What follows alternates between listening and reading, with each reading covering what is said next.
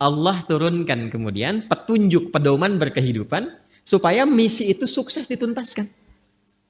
Ini bukti kasih Allah kepada kita. Tidak pernah memberikan kepada kita sebuah tugas berkehidupan kecuali diberikan perangkatnya.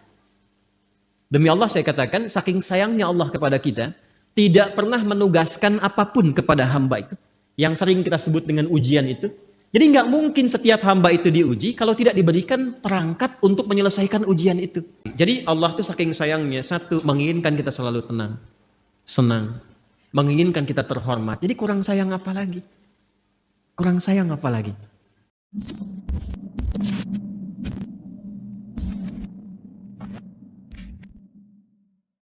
Baik. Islam datang membawa risalah ketenangan. Dan memang Nabi Adam pun ketika pertama kali bertugas di bumi, Allah memerintahkan untuk memulai tugasnya di bumi itu langsung oleh Allah difirmankan, semua misi yang dikerjakan oleh Adam alaihissalam itu yang paling menariknya adalah disertakan dengan konsepsi ketenangan dan kesenangan. Jadi sebetulnya aktivitas dunia itu kalau kita mengikuti tuntunannya, itu prinsipnya itu tenang dan senang. Ingat itu ya, tenang dan senang. Baik, itu ada di Quran surah kedua Al-Baqarah di ayat 38. Qulna bitu minha jami'a fa imma ya'tiyannakum minni huda faman tabi'a hudaya fala khaufun 'alaihim wala hum yahzanun. Sekarang misi dimulai, kata Allah, Adam, Hawa turun semua ke bumi. Misi dimulai. Karena Nabi Adam, kakek moyang kita, dan istri beliau, Sayyidah Hawa alaihissalam, ingat ya, Allah menciptakan manusia pertama itu Adam dan Hawa. Bukan Adam dan Hendra. Ingat ya? Adam dan Hawa. Jelas? Betul ya? Betul. Jadi begitu kemudian disampaikan, misinya diviralkan. Apa tujuan mencipta Adam dan nanti keturunan yang disebut dengan Bani Adam, disebutkan 7 kali dalam Al-Quran itu, fungsinya adalah di bumi terkait dengan ibadah. Quran surah ke-51 ayat 56, "Wa ma khalaqtul jinna wal insa illa liya'budun." Nanti pekerjaan ibadahnya bukan di langit. Yang di langit ada malaikat yang bertasbih, bertahmid, bertakdis. Nanti di ayat 30 terusannya ditemukan. Ya kan? Wa nahnu nusabbihu bihamdika wa nuqaddisulah. Ya kan? Ada yang di langit. Cuma tugas kita bukan di langit. Tugasnya di mana? Di bumi. Itu yang dimaksudkan Al-Baqarah ayat 30. Wa idh qala rabbuka lil malaikati inni ja'ilu fil ardi khalifah. Tugas kita memakmurkan bumi. Tugas kita beribadah di bumi ini. Karena tugasnya di bumi, maka Adam diturunkan. Ketika sudah siap, diturunkan ke bumi.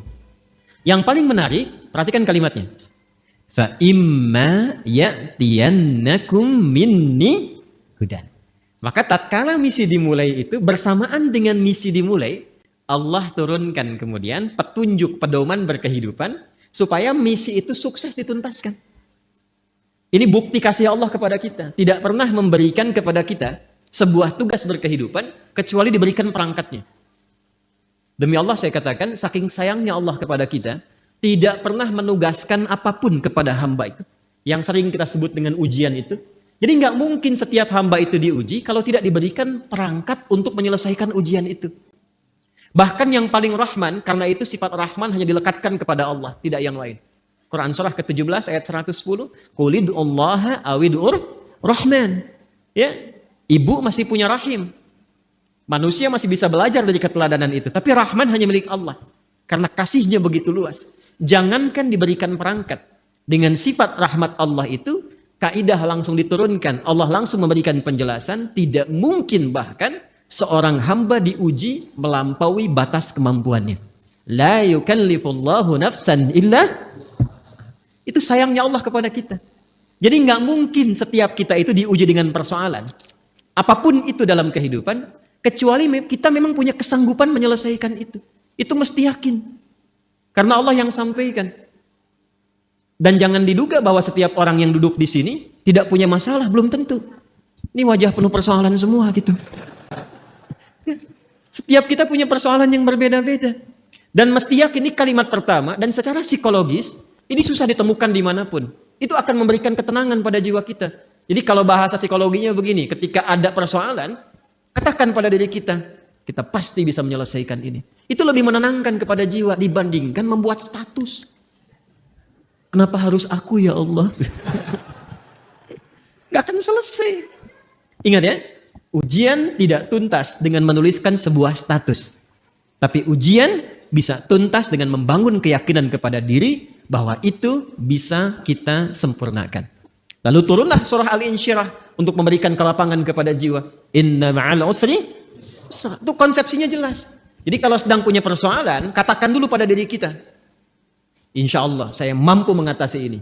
Satu. Yang kedua, setiap masalah pasti ada solusinya. Kalau dipersingkat tuh begini, bahasa singkatnya. Pasti selesai. Pasti selesai. Insya Allah. Itu kalimat ini, dua kalimat yang mahal ini, itu memberikan pengaruh kepada jiwa tuh luar biasa. Dan itu sangat mahal. Sangat mahal. Anda kalau konsultasi ke psikolog, untuk dapat dua kalimat ini saja, berapa biaya yang dikeluarkan? Ya. Kan saya sering katakan, kan ketenangan itu kadang lebih mahal kan, dibandingkan harta yang dimiliki. Orang untuk mendapatkan ketenangan itu mesti kadang merogoh kocek yang sangat luar biasa. Karena itu seringkali ketenangan itu tidak bisa dibandingkan dengan materi yang didapatkan. Masih ingat kan pertanyaan yang sering saya ajukan? Pilih mana? Kaya tapi gelisah atau miskin tapi tenang? Masih ingat 2 tahun lalu? Kaya tapi gelisah atau miskin tapi tenang? Coba. Nggak ada pilihan ketiga. Nggak mudah kan?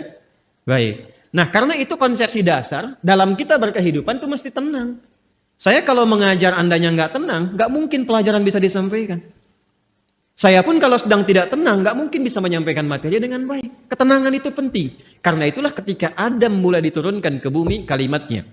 Faman tabi'a hudaya fala khaufun.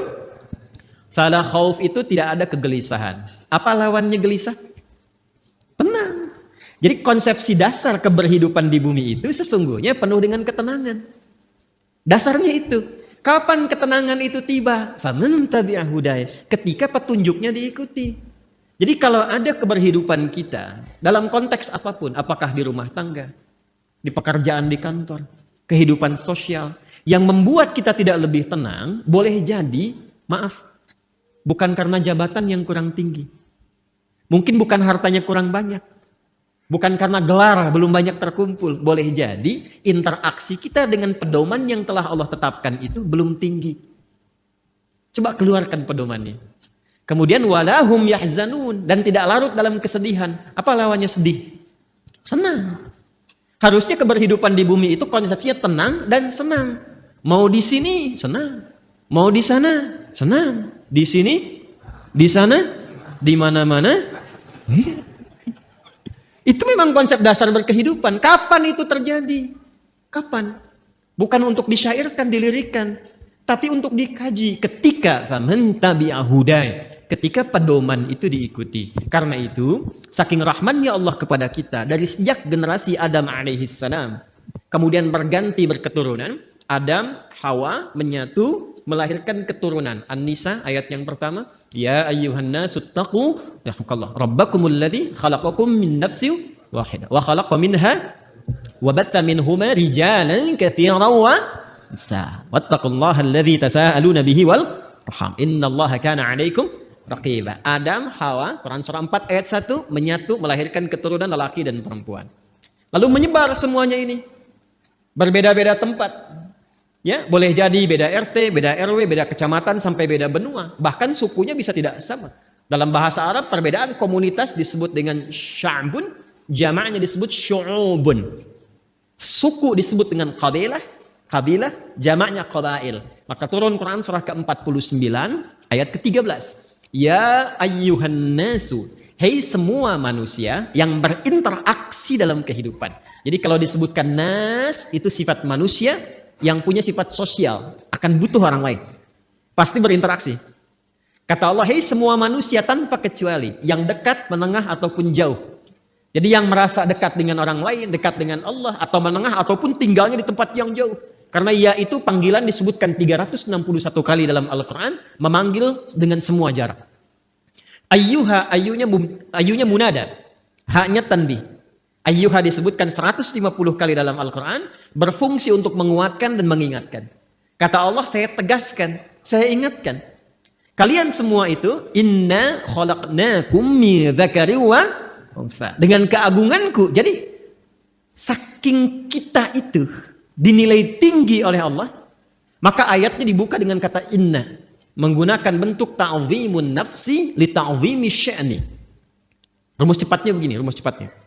Jika ada dalam Al-Quran dibuka dengan kata inna, nanya panjang, tidak pendek. Karena ada inna, ada inna.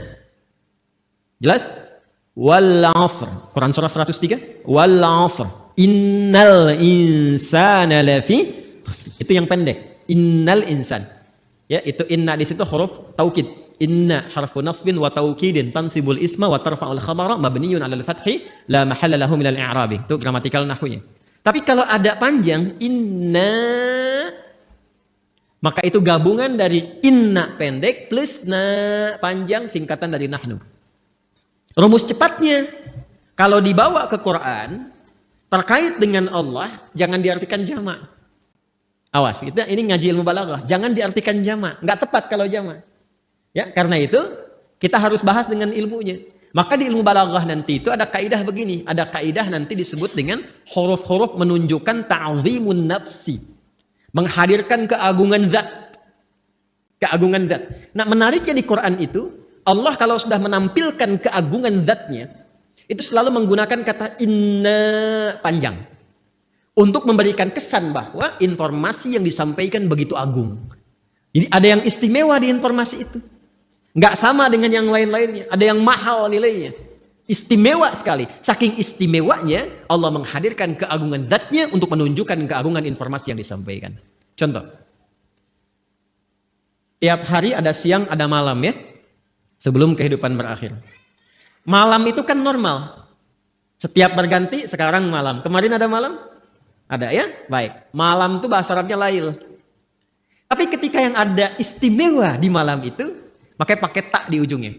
Dari lail jadi lailah. Saya tanya begini. Kemarin saat Ramadan, ada malam yang istimewa nggak? Namanya malam apa? Lailatul Qadar. Baik ya? Kalau ada tak berarti istimewa ya. Coba lihat surahnya, surah ke-97. Bukankah ketika menyebutkan malam Al-Qadar itu di depannya pakai inna panjang? Inna anzalnahu fi, untuk memberikan kesan bahwa informasi yang disampaikan begitu istimewa. Nah, kita ini manusia itu bukan makhluk biasa. Ini makhluk istimewa, Pak, Ibu. Jadi jangan melihat diri kita itu sebagai sesuatu yang rendah, tidak. Allah murka itu.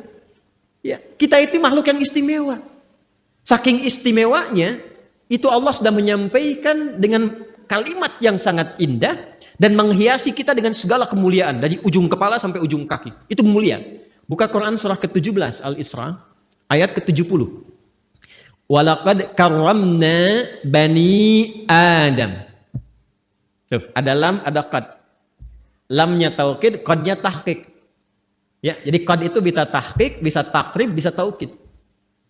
Walaqad karramna, dan aku tegaskan kata Allah, aku jamin.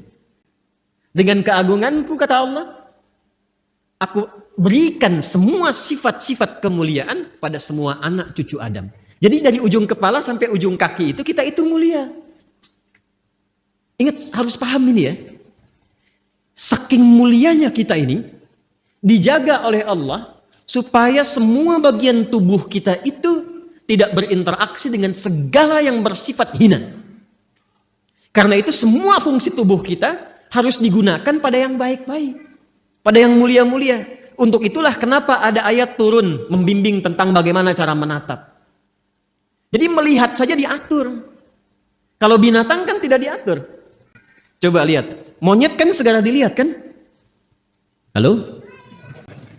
Kenapa jadi tegang begini? Coba keragunan. Lihat monyet.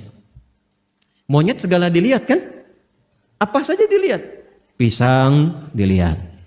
Kacang dilihat. Antum dilihat. Ibu-ibu mau pakai jilbab, mau nggak pakai jilbab, dilihat juga. Mau yang ada aurat, yang terbuka aurat, yang tertutup, dilihat juga. Itu siapa? Monyet. Saya ulang, itu siapa? Monyet. Jangan disalahkan. Ada ibu-ibu lewat misalnya aurat terbuka, dilihat. Wih, haram, nggak bisa, monyet kok. Karena kita bukan monyet, kita bukan binatang, maka diatur. Penglihatannya diatur, jangan melihat yang tidak mulia kata Allah, karena matamu itu mulia. Maka turunlah Quran surah Cahaya, surah 24 ayat 30 untuk laki-laki, ayat 31 untuk perempuan. Qul lil mu'minina yaghuddu min absar wa qul lil mu'minati yaghuddna min absar. Kata Allah, kamu itu makhluk mulia. Karena itu pandanganmu pun harus mengarah pada yang baik saja. Ketika yang dipandang itu nggak bagus, palingkan. Ghaddul basar itu bukan nggak boleh lihat. Ketika yang dilihat tidak layak, jangan dilihat. Gambar-gambar yang tidak elok, jangan dilihat. Tontonan yang tidak bagus, jangan dilihat. Proyek yang bukan punya Anda, jangan dilihat. Alas kaki keluar dari sini bukan punya Anda, jangan dipaksakan dilihat-lihat. Paham? Kenapa? Karena kita itu mulia. Maka muncul hukum haram. Haram itu akarnya seakar dengan kata hormah. Diserap ke dalam bahasa Indonesia menjadi hormat. Hormat itu dari bahasa Arab. Asalnya hukum haram itu, ini dasarnya filosofinya, maknanya. Kenapa hukum haram ini muncul? Dasarnya bukan ingin membatasi manusia beraktivitas, bukan. Tapi Allah menginginkan kehormatan kita terjaga. Jangan dilakukan. Kalau kamu mengerjakan ini, kehormatan kamu runtuh di hadapan Allah dan manusia. Coba silahkan cek. Kalau ada orang mencuri dan diketahui mencuri dipublikasikan, kehormatannya runtuh tidak? Runtuh. Pezina diketahui, runtuh. Pembegal, pencuri, perampok, koruptor, terbuka, runtuh. Allah tidak ingin. Allah tuh sayang dengan kita. Jangan sampai terjadi. Jadi tidak harus semua dilihat. Yang melihat semuanya tanpa batasan, siapa? Jadi kalau ada manusia ingin selalu melihat tanpa ada batasan, ya patut dipertanyakan, di mana nilai kemanusiaannya? Jelas sampai di sini? Ini gambaran ujung kepala sampai dengan ujung kaki. Jadi Allah tuh saking sayangnya, satu, menginginkan kita selalu tenang, senang, menginginkan kita terhormat. Jadi kurang sayang apa lagi? Kurang sayang apa lagi? Nah, dan yang paling menarik adalah ketika kita terlahir ke muka bumi ini, diberikanlah kemudian bekal-bekal untuk mendapatkan itu semua.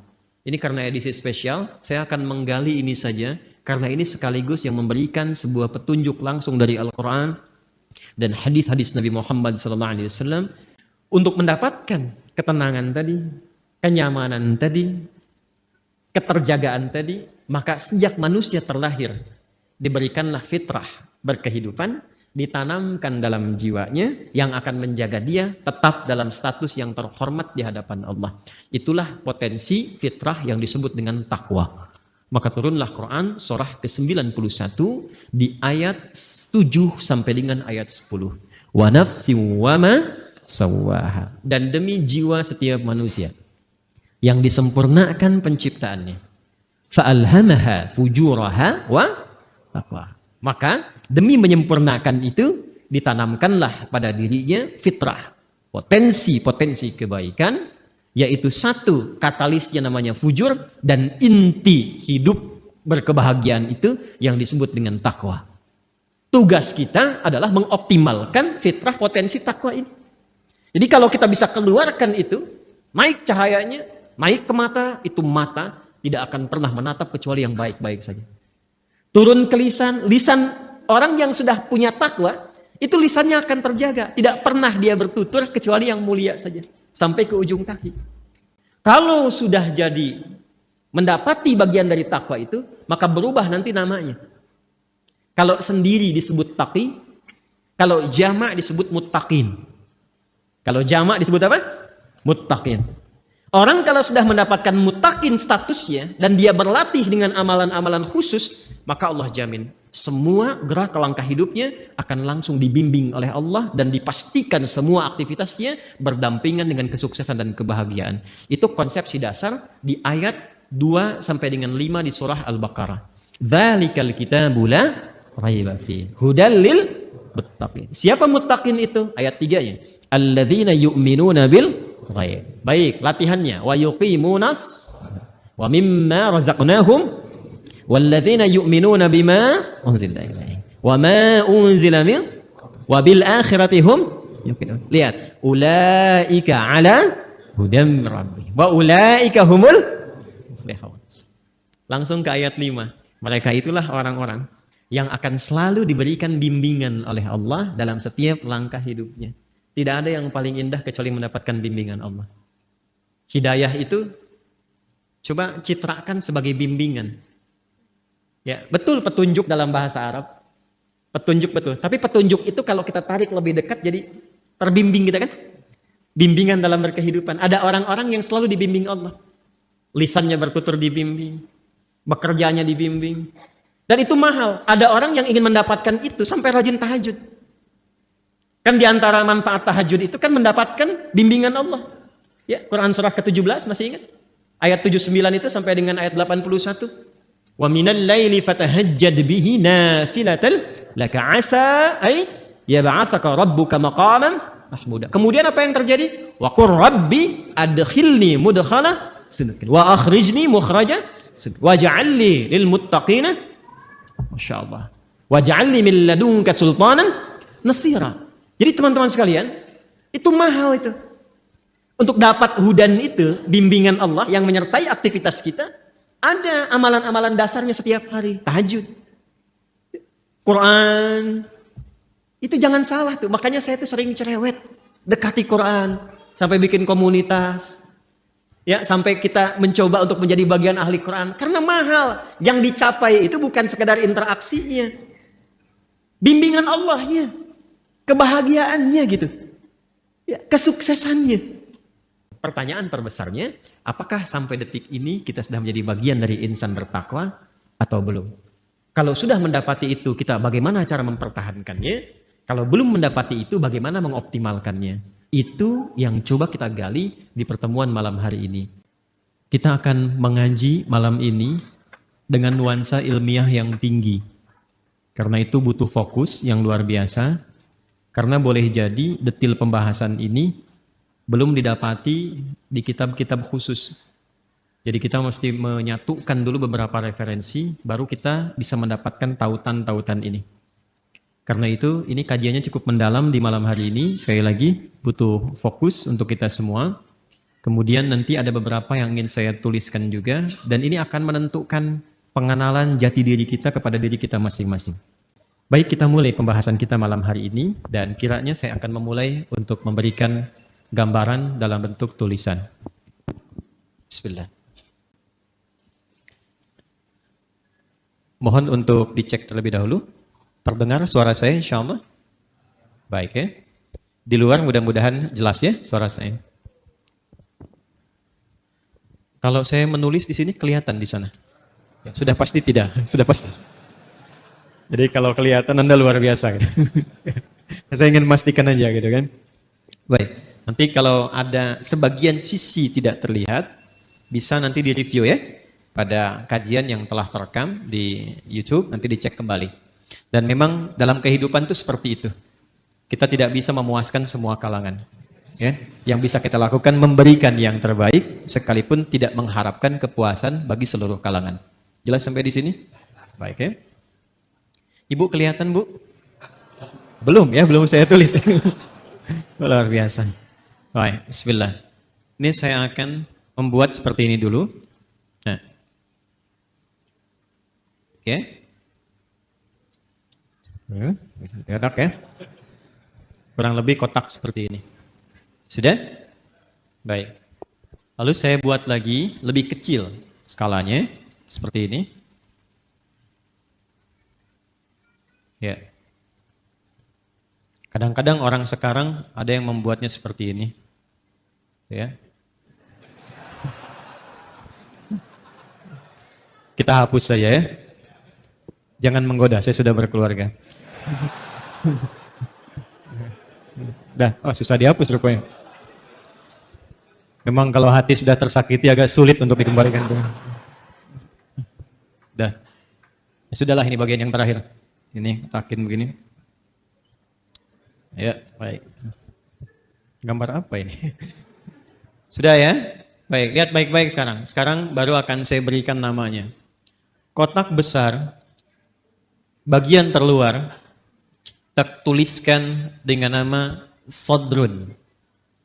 Sodrun, Sod, Dal, Ra. Jamaknya Sudur. Sudah? Tenang, pelan-pelan dulu. Saya tes ya. Kotak besar, bagian terluar, diberi nama dengan apa? sadrun. Jamaknya apa? Sudurun. Di dalam kotak ini ada yang skalanya lebih kecil. Yang kedua ini, setelah kotak yang besar, di dalamnya ada lagi. Ini ilustrasi saja ya. Saya buat kotak lagi, diberi nama qalbun. Qalbun. Jamaknya qulubun. Namanya qalbun, jamaknya apa? Qulubun. Baik. Pelan-pelan. Di dalam kotak ini ada yang paling kecil. Ingat, ada 3 ya. Ada 3. 1 sodrun, jamaknya sudurun. Kedua qalbun, jamaknya qulubun. Yang paling dalam ini namanya nafsun. Nafsun.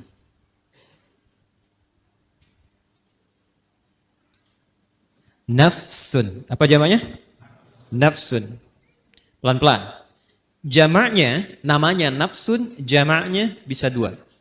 Bisa anfus, bisa nufus. Ya? Bisa anfus, bisa nufus. Ya. Anfus dan nufus. Infus tidak ada kaitannya. Ya. Jadi nafsun jamaknya anfus dan nufus. Sudah. Di dalam nafsun ini ada 2 fitrah yang Allah tanamkan dalam jiwa kita. Dan ini inti kehidupan kita ada di sini. Inti kehidupan kita. Jadi seseorang mengalami kehidupan kalau tinjauan dari fisikanya, biologinya, kan? Ketika jiwanya, rohnya sudah ada, maka dia mulai bergerak, maka dipandang hidup. Tapi bagaimana dia bergerak itu ada inti kehidupannya. Maka di dalam nafsun ini ada inti hidup kita. Ada 2 ditanamkan di dalamnya. 1 ada kutub positif disebut dengan takwa. Ada lawan dari sini. Terlihat sekilas lawan. Padahal nanti intinya sebetulnya sebagai katalis ya, untuk mensupport supaya nilai takwa ini muncul. Yang kedua disebut fujur namanya. Ya. Dan ini nanti sifat kehidupan ini akan seperti ini. Selalu ada positif, negatif. Kutub positif, kutub negatif. Apapun itu, kalau mau ditarik ke dunia elektrik juga seperti itu. Di baterai itu kan ada kutub positif, ada kutub negatif. Di kimia itu di atom ada proton, ada elektron. Gitu kan ya? Baik. Kita lepaskan dulu semua itu. Kita kenali diri kita saja supaya tidak terlampau melebar. Nah, ini inti jiwa kita itu di dalam diri kita yang terdalam itu ada ini, ada takwa dan fujur. Dalilnya apa? Ke Quran surah 91 Asy-Syams ayat 7 sampai 10 tadi yang Anda tuliskan yang pertama kali. Wa nafsin wa ma sawaha. Dan demi nafas ini, demi jiwa, demi nafas yang telah sempurna penciptaannya. Ya, sawwa itu sempurna. Kapan itu sempurna menjadi nafas? Ketika roh mulai masuk ke dalam diri, ke dalam jasad. Di usia 4 bulan. Jadi usia 4 bulan itu roh ditiupkan menyatu ke dalam jasad. Pelan-pelan. Dari mana taunya? Nanti dibuka hadis Nabi Muhammad SAW. Kalau paling mudah mungkin lihat saja Al-Arba'in, kan lebih mudah diakses ya. Hadis nomor keempat dari sahabat Abdullah bin Mas'ud radhiyallahu taala anhu. An Abi Abdurrahman Abdullah bin Mas'ud radhiyallahu taala anhu. Qala Rasulullah sallallahu alaihi wasallam wa huwa sadiqul masduq. Inna ahadakum yujma'u fi batni ummihi 40 yawman nutfah. Thumma yakunu mithla dhalika 'alaqa, thumma yakunu mithla dhalika mudghah. Thumma yursalu ilaihi al-malak fayanfukhu fihi ruh. Jadi setiap kita anak cucu Adam dicipta oleh Allah, berproses dalam rahim ibundanya itu 40 hari pertama proses percampuran antara spermatozoa dengan ovum. 40 hari kedua membentuk zigot. Mulai menempel di dinding rahim, mulai berproses. 40 hari ketiga menjadi mudghah, sebentuk daging keratan. Mulai ada bentuknya di 40 hari ketiga ini, baru kemudian diutus malaikat untuk meniupkan roh dengan izin Allah Subhanahu wa taala. 40 hari ketiga, 40 hari dikali 3, berapa jumlahnya? 120 hari. Kalau 1 bulan itu kita genapkan misal 30 hari, 120 bagi 30 berapa? 4. Maka bertemu 4 bulan. Jadi ketika ada seseorang mengandung, seorang ibu misalnya, maka usia 4 bulan kandungan itu roh ditiupkan. Sudah ada roh tertanam. Dan nanti amalannya sudah beda, ingat. Antara roh belum masuk dengan roh sudah masuk, itu berbeda amalannya. Nanti supaya tidak melebar, lain waktu kita bisa buat kurikulum tersendiri tentang itu. Ayatnya ada semua. Ada semua. Jadi apa amalan suami istri, amalan suami, amalan istri, amalan suami terkait nafkah, ada. Jangan sampai membawa sesuatu yang haram. Dibawa ke rumah, diolah oleh istri, dimakan, masuk ke kandungan. Janin itu kasihan. Belum terlahir sudah mengonsumsi yang haram, itu bahaya itu. Bahaya. Dan nanti mengembalikannya nggak mudah. Ya, yuk pelan-pelan. Kembali ke sini. Nah, usia 4 bulan kandungan, ditiupkan roh. Di situ kemudian terjadi dialog kita untuk berkomitmen menuhankan Allah. Nanti ada diabadikan di Quran surah ke-7 Al-A'raf ayat 172. Tadi saya berjanji detailnya tidak saya tuliskan dulu. Ini untuk melengkapi apa yang tadi disampaikan. Wa idh akhadha rabbuka min bani adama min zuhurihim dzurriyyatahum wa ashhadahum ala anfusihim alastu bi rabbikum qalu bala syahidna. Jelas sampai sini? Nah, ini usia 4 bulan kandungan. Ketika roh ditiupkan, menyatu kemudian dengan jasad, maka berubah nanti namanya menjadi nafas. Jelas? Berubah menjadi apa? Nafas. Dari sini kemudian muncullah tanda-tanda keberhidupan. Makanya diserap ke dalam bahasa Indonesia dengan nafas. Seseorang dikatakan hidup bila masih ada tanda-tanda nafas. Itu dalam bahasa Indonesianya. Paham sampai sini? Nah, ketika sempurna itu, dari mana taunya?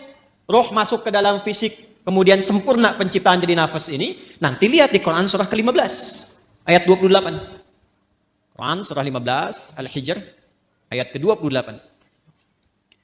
Wa idh qala rabbuka lil malaikati inni khaliqum bashara min salsalim min hama'im masnun. Teruskan ayatnya. Fa idza sawaituhu. Nah, ini ada kalimatnya sawaituhu.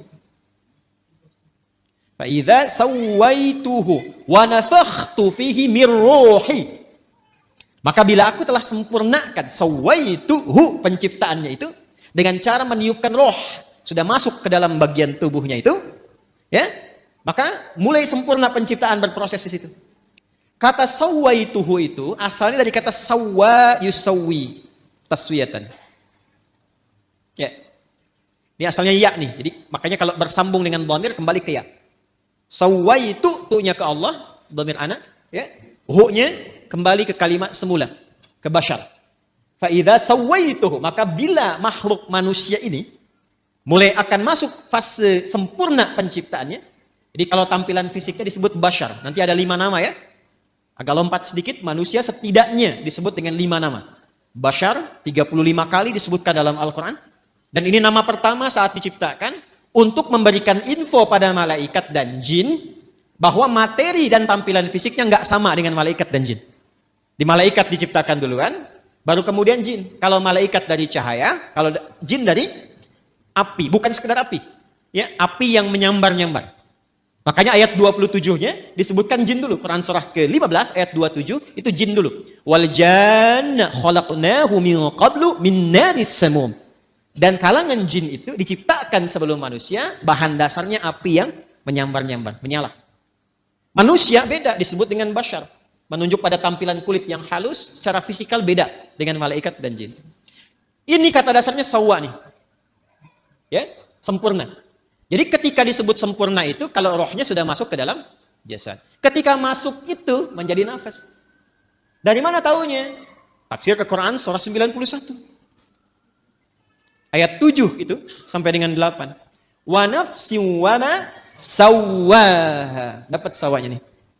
Ya, dan demi nafas yang telah sempurna, tertanam, sempurna, tercipta dalam jiwa itu, menyatu ke dalam tubuh kita itu, maka ketika sempurna itu terjadi, diilhamkanlah fa'alhamaha fujuraha wa taqwaha. Nah, jadi dalam jiwa setiap kita yang hidup itu ada inti kehidupan. Intinya di sini, fokus ini ya. Ini yang paling penting. Intinya ini, takwa ini. Jadi generator hidup kita itu ada di jiwa takwa. Kutub positifnya. Sederhananya, bahasa singkatnya, Jadi kalau kita gali terlalu panjang nanti, kecuali kalau mau ngaji sampai subuh.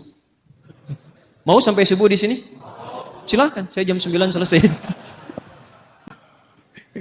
Ini panjang nih, karena harus membahas 115 kata dalam Al-Quran. Nanti takwa disebutkan 115 kali dan derivasinya. Lawannya nafsu 115, jadi kalau mau bahas itu, mungkin bisa sampai subuh yang 2 hari ke depannya.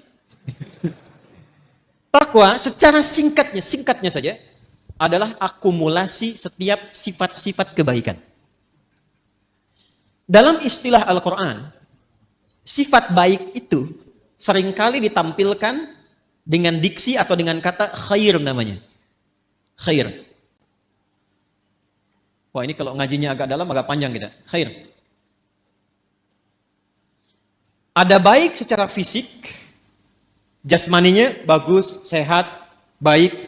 Itu biasanya orang Arab menyebut dengan kata thayyib. Thayyib. Kata thayyib pertama ada di Al-Baqarah ayat 168. Ya ayyuhan nasu kulu mimma fil ardi halalan thayyiban. Jadi kalau kita mau makan, kata Al-Quran, coba cari bahan makan itu, bahan dasarnya dengan cara yang legal. Jangan melanggar hukum. Jangan mencuri, jangan korupsi, jangan merampok, membegal, mengambil hak orang lain, jangan dilakukan. Kalaupun sudah dapat dengan cara yang halal, maka cari yang dikonsumsi itu yang menyehatkan untuk tubuh. Jadi tidak semua yang diinginkan itu mesti dimakan. Ini satu kalimat ini kalau benar dipraktekkan, insya Allah tubuh kita itu sehat. Jadi kata Al-Quran kalau mau makan, cari yang menyehatkan. Boleh, silahkan. Mungkin variasi menunya ada, tapi sekiranya tidak menyehatkan, tidak harus dikonsumsi. Jelas ya? Itu indah sekali, sehingga membuat tampilan fisik kita itu sehat. Sambal bagus, tapi sambal satu baskom tidak bagus. Membuat fisiknya sehat, kuat, itu namanya apa? Thayyib. Tapi kan tidak semua yang fisiknya sehat itu sifatnya juga sehat. Kan ada orang-orang yang tampilannya bagus, rapi, bersih, fisiknya kuat, tapi sifatnya kan nggak baik juga. Kan ibu tahu ya, Bang Thayyib itu. Dia kan sehat sebetulnya kan, fisiknya kuat, tapi 2 kali puasa, 2 kali lebaran, pulang-pulang. Ada apa itu?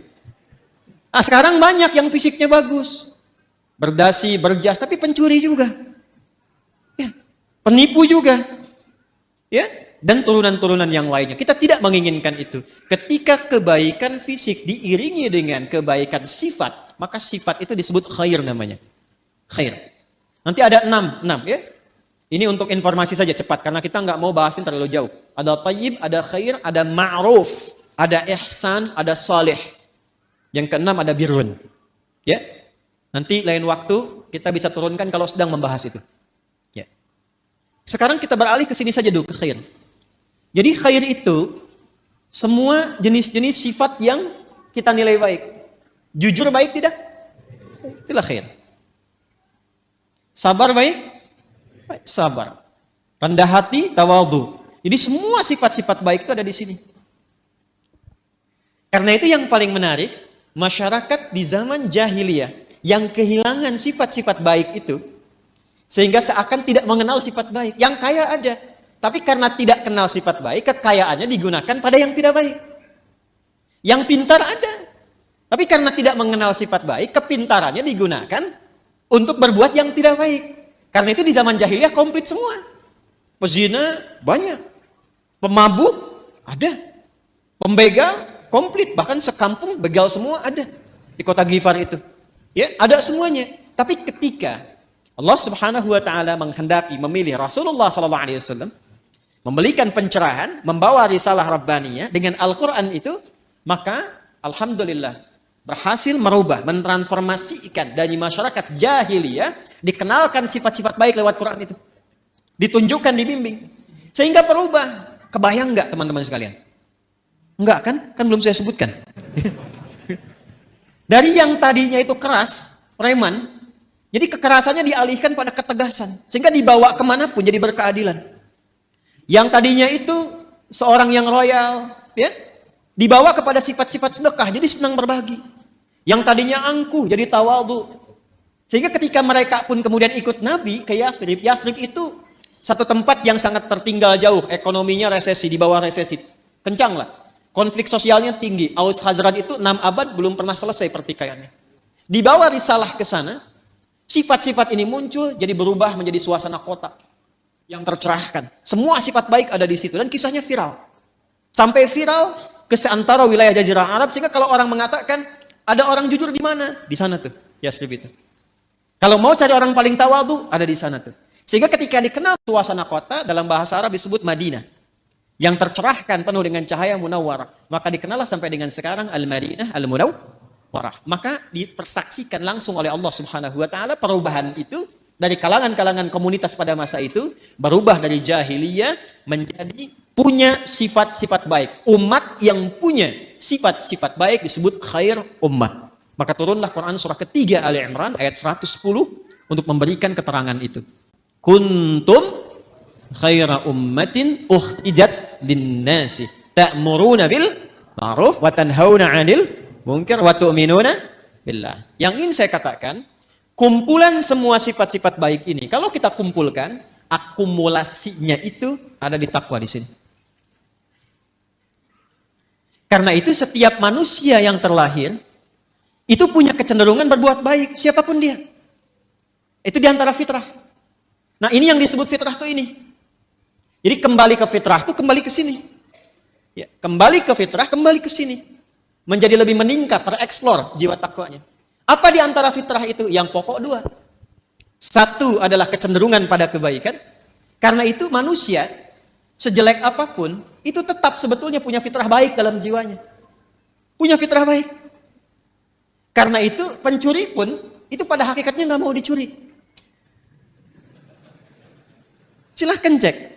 Ya, pencuri pun nggak mau dicuri. Ya, siapapun penipu pun nggak mau ditipu. Kan saya pernah cerita 2 tahun lalu, masih ingat? 2 tahun lalu kan? Ya kan? 3 orang pencuri, 1 ketuanya, 1 asisten, yang 1 anggota kan? Begitu mereka mencuri itu, tiba-tiba setoran. Biasa setorannya sekian, yang 1 kurang, yang asisten. Begitu dicek ternyata dia nyimpan di belakang sakunya. Ketahuan, kata bosnya, kamu mencuri ya, padahal mereka baru mencuri. Jadi sejatinya setiap manusia itu tidak ingin berbuat curang. Hatinya pasti menolak. Nah, itu fitrah yang harus disentuh untuk kembali. Karena itu saya tidak terbiasa untuk mencela misalnya. Ya, yang sudah tercela itu nggak harus dicela lagi. Buang-buang energi mencela yang sudah tercela. Kita doakan sepanjang masih hidup dia punya hak untuk soleh. Orang salah itu, ingat ini ya, orang salah itu sepanjang masih berkehidupan tetap punya hak untuk soleh. Karena itu kita kewajibannya membantu dia untuk menemukan haknya itu. Jadikan jembatan diri kita. Kadang-kadang fikih dakwah itu bisa lebih bermakna dibandingkan dengan fikih-fikih terapan syariat. Jadi kadang-kadang yang didahulukan tuh fikih dakwah dulu, bukan hukum dulu secara fikih syariat. Contoh misalnya, di samping masjid ada orang Islam. Misal, di masjid manapun misalnya, ada orang Islam, tetangga masjid, dekat masjid. Ilustrasinya, ini masjid misalnya, di sini rumah, ya jarak 5 meter, ini speaker masjid ke sini misalnya. Ya. Sepeda ada, motor ada, mobil ada. Tapi masih belum mau ke masjid. Tetangga masjid mengaku beriman, nggak mau ke masjid. Apa hukumnya? Oh, bakar rumahnya. Ya. Nah, sebelum kita berbicara hukum haram, hukum halal, hukum ini itu, kita baca dulu dengan fikih dakwah. Hukumnya, ajak dia ke masjid. Paham? Minimal kita doakan dalam sujud. Masih ingat 2 tahun lalu? Selalu begitu kan kisahnya kan? 2 tahun lalu saya pernah cerita kan? Ya, 1 kali di satu tempat komplek bagus, tapi bukan di sini. Jangan khawatir warga di sini, bukan di sini. Sebelum saya ke sini. Ada cerita, Ustaz, komplek ini mewah bagus. Tapi warganya muslim belum senang ke masjid, sehingga safnya itu sedikit gitu. Oh, begitu Pak. Masya Allah saya bilang. Sudah didoakan? Sudah ditengok? Belum. Kalau begitu begini Pak. Besok Bapak beli buah. Habis subuh, libur, ya, Sabtu, dari masjid, bawa buah, mampir ke rumahnya dia. Yang muslim itu yang belum ke masjid. Nanti Bapak ke situ, kalau dia tanya, Assalamualaikum, aja apa kabar? Bapak bilang, Waalaikumsalam warahmatullahi wabarakatuh. Dia, Bapak sehat, sehat. Saya kira Bapak sakit. Nggak kelihatan di masjidnya ada buah gitu. Coba aja dulu. Itu alhamdulillah tuh. Pekan depannya, nambah jamaah itu. Udah ke masjid. Kadang-kadang itu masih didahulukan deh. Itulah khair. Itulah khair. Jadi akumulasi dari setiap ini, khair itu membentuk karakteristik apa? Takwa. Nah ini mesti dioptimalkan. Karena kalau ini keluar, setiap kita insya Allah otomatis jadi orang baik. Ya, pasti dia orang baik tuh, insya Allah. Karena Allah yang jamin. Ini mesti dioptimalkan. Nah untuk menjadikan percepatan ini keluar, maka ada katalisnya. Belajar kimia ya? Ya, kan ada ikatan-ikatan itu ya, termasuk yang mempercepat. Untuk mempercepat ini keluar, muncul. Ya, kalau mangga pengen cepat matang dia apa? Dikarbit ya, bahasa sederhana dikarbit ya. Ini ada katalis supaya cepat keluar ini muncul, maka diciptakanlah lawannya. Lawan ini sejatinya bukan lawan kontra, tapi untuk memberikan stimulus supaya yang ini cepat keluar. Disebutlah fujur namanya. Maka setiap ditemukan sifat baik di sini jujur, maka akan ada lawannya di sini di fujur. Misal, di sini ada jujur, di sini pasti ada dusta. Anda sekuat apapun membuat kalimat, tidak ada dusta di antara kita, tetap dustanya ada. Karena ini bawaan untuk mempercepat ini keluar. Sabar di sini ada amarah. Tawadu, rendah hati di sini ada sombong. Ya. Karena selalu berlawanan. Wa min kulli syai'in khalaqna zawjaini la'allakum tadhakkarun. Segala hal itu aku ciptakan berlawanan supaya kalian sadar, kata Allah, hanya aku yang tunggal, yang tidak punya pasangan. Itu ada di Quran surah 51 ayat 49. Nah, konsepnya begini. Teruskan. Wa nafsin wa ma sawwaha fa'alhamaha fujuraha wa taqwaha. Nah, konsep dasarnya ayat 9-nya. Kalau kita bisa mempraktekkan ini, insya Allah lebih damai, lebih tenang, lebih bahagia. Walaupun mempraktekkan tidak semudah mengucapkan. Qad aflaha man zakka. Dijamin kata Allah. Jadi qad itu ada tahqiq, ada takrib. Takrib itu untuk mendekatkan sesuatu. Jadi kalau informasi ada pakai qad berfungsi takrib, artinya momennya sudah dekat. Misal, kan kalau mau salat ada iqamah ya? Qad qamatis salatu, qad qamatis salah. Nah, dengar itu? Dengar ya? Qad qamatis salah, maksudnya apa? Salat sudah dekat, siap ditunaikan. Qadnya takrib di situ. Ada yang bermakna tahqiq, taukid, penguat, penjamin. Ya, yang di sini itu penjamin, penguat. Ya, qad aflaha man zakkaha. Kata Allah, aku jamin.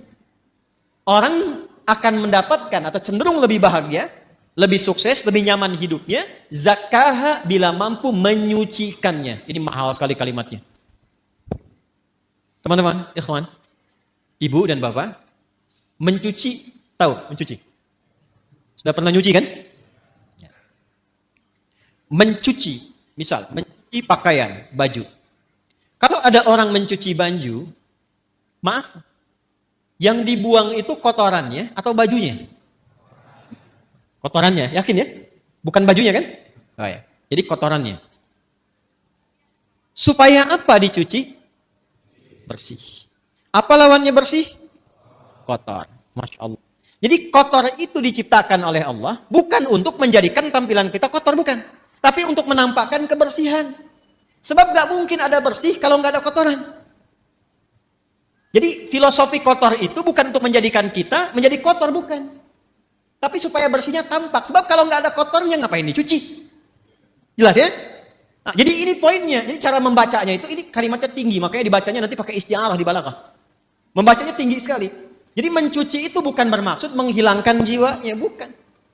Bukan menghilangkan pakaiannya. Tapi ditampakkan lawannya ini supaya yang bersih muncul. Gelas bisa dilap. Kapan dilap? Kalau kelihatan ada debunya. Wajah dilap-lap. Kenapa? Karena ada kotoran yang tampak di wajah. Kalau nggak ada yang kotor, ngapain dilap? Jelas ya? Baik. Nah ini cara membacanya, terapkan ke sini. Amarah itu diciptakan bukan ingin menjadikan seseorang itu pemarah, bukan. Tapi supaya sabarnya muncul. Sebab kalau marah nggak diciptakan, bagaimana sabar bisa muncul? Tuh. Kan? Di luar nggak tahu tuh. Ya. Coba deh begini, maaf ya, ibu dan ibu, suami pulang dari kantor ke rumah nih. Pokoknya nggak ada apa-apa, nggak ada hujan, nggak ada angin, nggak ada macam-macam, nggak ada permasalahan. Begitu buka pintu, assalamualaikum, ibu jawab waalaikumsalam, ibu langsung bilang, sabar ya pak, sabar gitu. Kira-kira respon pertama apa yang akan ditampilkan oleh suami? Mama sehat. Nggak mungkin kan itu muncul, kecuali ada amarah dulu, baru sabar muncul. Jadi ternyata sabar itu bisa muncul kalau amarahnya sudah keluar. Maka cara memandang setiap persoalan itu paling gampangnya, ingat ya, tadi saya katakan mudah diucapkan, tapi juga tidak mudah untuk dipraktekkan, perlu berlatih. Ketika ada sesuatu yang tidak disukai, cepat cari lawan yang disukai. Karena fujur itu ditampilkan supaya takwanya muncul. Jadi kalau sekiranya Anda melihat berita, mendengar misalnya, ya, ada yang berdusta, tandanya kita harus jujur. Ada yang sombong, tandanya kita harus rendah hati.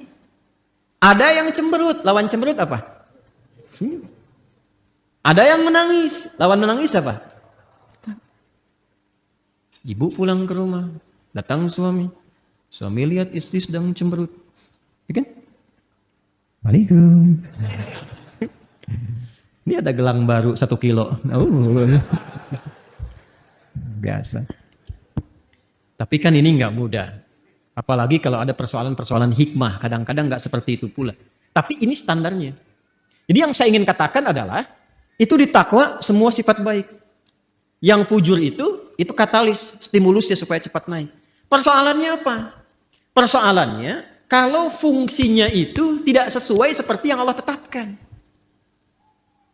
Jadi keluar dari fungsi. Nah ini yang diinginkan oleh setan. Setan itu sejak mula dia mengajukan proposal untuk menggoda anak cucu Adam dan ikut turun ke bumi, dia sudah mengajukan permohonan kepada Allah untuk menggoda, memanfaatkan sifat fujur supaya dia berdiri sendiri, bocor. Keluar punya jalur sendiri. Yang seharusnya mensupport takwa muncul, dibikin bocoran di sifat fujur itu supaya keluar sendiri punya jalur. Itu ada di Quran surah keempat An-Nisa ayat 118. Ya. La'anahullah. Kemudian dia berkata, wa qala la attakhidanna min ibadika nasiban mafruḍa. Coba lihat. Nanti kalau ngaji lagi bawa mushaf ya. Ya, Quran surah keempat ayat 118. Paling kanan tuh agak ke bawah. Setan dilaknat oleh Allah, lantas dia mengajukan permohonan. Ya Allah, perkenankan aku. Ya, berikan aku kesempatan untuk membuktikan aku lebih hebat dibandingkan dengan Adam. Katanya. Selalu begitu. Caranya bagaimana? Aku ingin menggoda, memberikan sebuah jalan baru secara halus, supaya satu bagian dari 2 bagian fitrah manusia itu, ya, aku berikan jalur sendiri supaya keluar. Dan dari situ muncul kemudian maksiat. Keluar bergeser. Bergeser dari jalur yang benar itu disebut dengan fusuk. Ya, pelanggarannya disebut dengan asa, sifatnya disebut dengan maksiat. Maka dibuatlah oleh setan itu sebuah jalur baru, ya, dengan cara yang halus, seakan-akan tak terasa, kayak air meresap tiba-tiba basah, kan? Dalam bahasa Arab disebut dengan was-was. Maka dia masuk dari jalur ini dari atas, sodrun, sudur. Alladzi yuwaswisu fi, masuk lewat sini, menghembuskan penyakit ke kolbu juga, ya. Kemudian tembus ke sini ke nafas, jalurnya ke sini ke fujur. Perhatikan, fokus baik-baik. Yang seharusnya bersifat begini, menjadi katalis, dibikin jalur sendiri keluar ke sini. Sehingga apa? Ini amarah yang seharusnya mensupport sabar, dia keluar sendiri ke sini. Ya, kalau bahasa apa Rusianya tuh ujuk-ujuk ya. Ya. Ujuk-ujuk marah aja gitu, ya. Ini ke sini nih. Jadi ini keluar nih. Jadi kalau dia keluar sendiri, akhirnya menjadi sifat mandiri yang jelek, yang buruk, ya, yang buruk. Sesuatu yang buruk itu dalam bahasa Arab disebut dengan su namanya. Apa? Su. Jadi ini mandiri dikeluar nih, dusta keluar sendiri, amarah keluar sendiri. Maka dia keluar dari fujur ini kepada nafas. Keluarlah dari sini ini su. Jadi setan memberikan was-was, memerintahkan itu ammar. Ya, kalau memerintahkan kepada sifat ammarah, berkali-kali terus begitu. Maka muncullah Quran surah ke-12, Yusuf ayat 53. Tadi Anda tuliskan. Ya. Untuk menggambarkan itu, wa ma ubarni'u nafsi, innan nafsa la ammaratum bisu. illa ma rahima rabbi. Aku nggak bisa menilai diriku itu orang suci. Fala tuzakku anfusakum. Jangan menilai diri kita suci, tidak. Sepanjang masih hidup, akan selalu ada peluang setan menggoda dan membocorkan sifat fujur ini. Sehingga keluarlah perbuatan su dari nafas. Kita menyingkatnya karena nafas asalnya netral, nafas itu netral. Tapi ketika yang keluar su, kita sering satukan nafas dengan su, jadi nafsu. Oh, ini kan bahasa kita saja ini. Asalnya begitu. Padahal nafas itu netral tadinya. Ya, nafsu itu netral. Cuma kenapa menjadi negatif? Karena ini yang dimaksudkan. Su keluar dari sinilah, ammaratun bisu, keluarnya dari sini. Ini yang menjadikan kadang-kadang manusia alih-alih dia jujur, kemudian dia berdusta. Alih-alih dia tawadhu, kemudian dia sombong. Penyebabnya itu. Ya, penyebabnya itu. Ini yang menjadikan dalam jiwa kita selalu ada pergolakan. Ya, selalu ada pergolakan, nggak pernah berhenti, nggak pernah selesai. Ini pun Anda keluar dari sini, itu nggak selamanya langsung pada satu tujuan. Pasti akan bergolak dulu nih. Ya, ini masih macet, tar aja dulu sini dulu gitu kan. Cepat pulang, gini, macam-macam tuh. Ya, akan ada selalu seperti itu. Nah, sesuatu yang bergolak, tidak pernah tenang pada satu keadaan, itu bahasa Arabnya disebut dengan kolbun. Dari kata kolubah yaqlabu. Sesuatu yang senantiasa bergolak. Karena itu tempat bernaungnya nafas disebut dengan kolbu. Untuk memberikan kesan bahwa di dalamnya selalu ada pertarungan antara nilai-nilai kebaikan diakumulasi oleh takwa dengan bisikan-bisikan setan yang membuat fujur itu mandiri untuk keluar. Apakah Allah membiarkan begitu saja? Tidak. Allah punya sifat Rahman, punya sifat Rahim, dan rahmat Allah kepada hambanya itu tidak bisa dinilai. Saking luasnya. Saking luasnya. Maka saking sayangnya Allah kepada kita, ditetapkanlah dua hal. Dan ini yang betul-betul kita jaga. Betul-betul kita jaga. Untuk bisa mengoptimalkan takwa ini, sekaligus menekan supaya fujurnya tetap ada fungsinya. Kalau bisa kita kerjakan dan optimalkan dua hal ini, maka tidak ada tempat bagi setan untuk membangun celah pada jiwa kita. Satu, secara fitrah, Allah tugaskan malaikat untuk mensupport jiwa takwa itu. Jadi ada malaikat yang bertugas juga mendampingi kehidupan kita, yang diantaranya memberikan dorongan-dorongan pada kebaikan.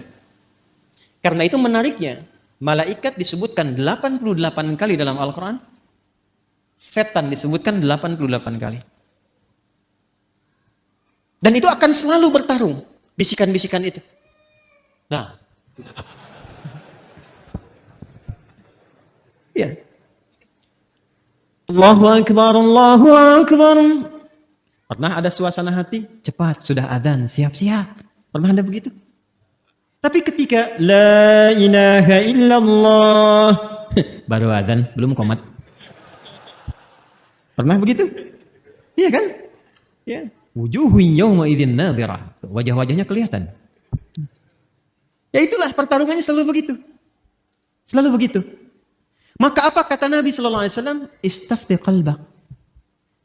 Tanyakan pada jiwa hatimu yang paling dalam ketika kita berada dalam suasana-suasana untuk memberikan sebuah putusan.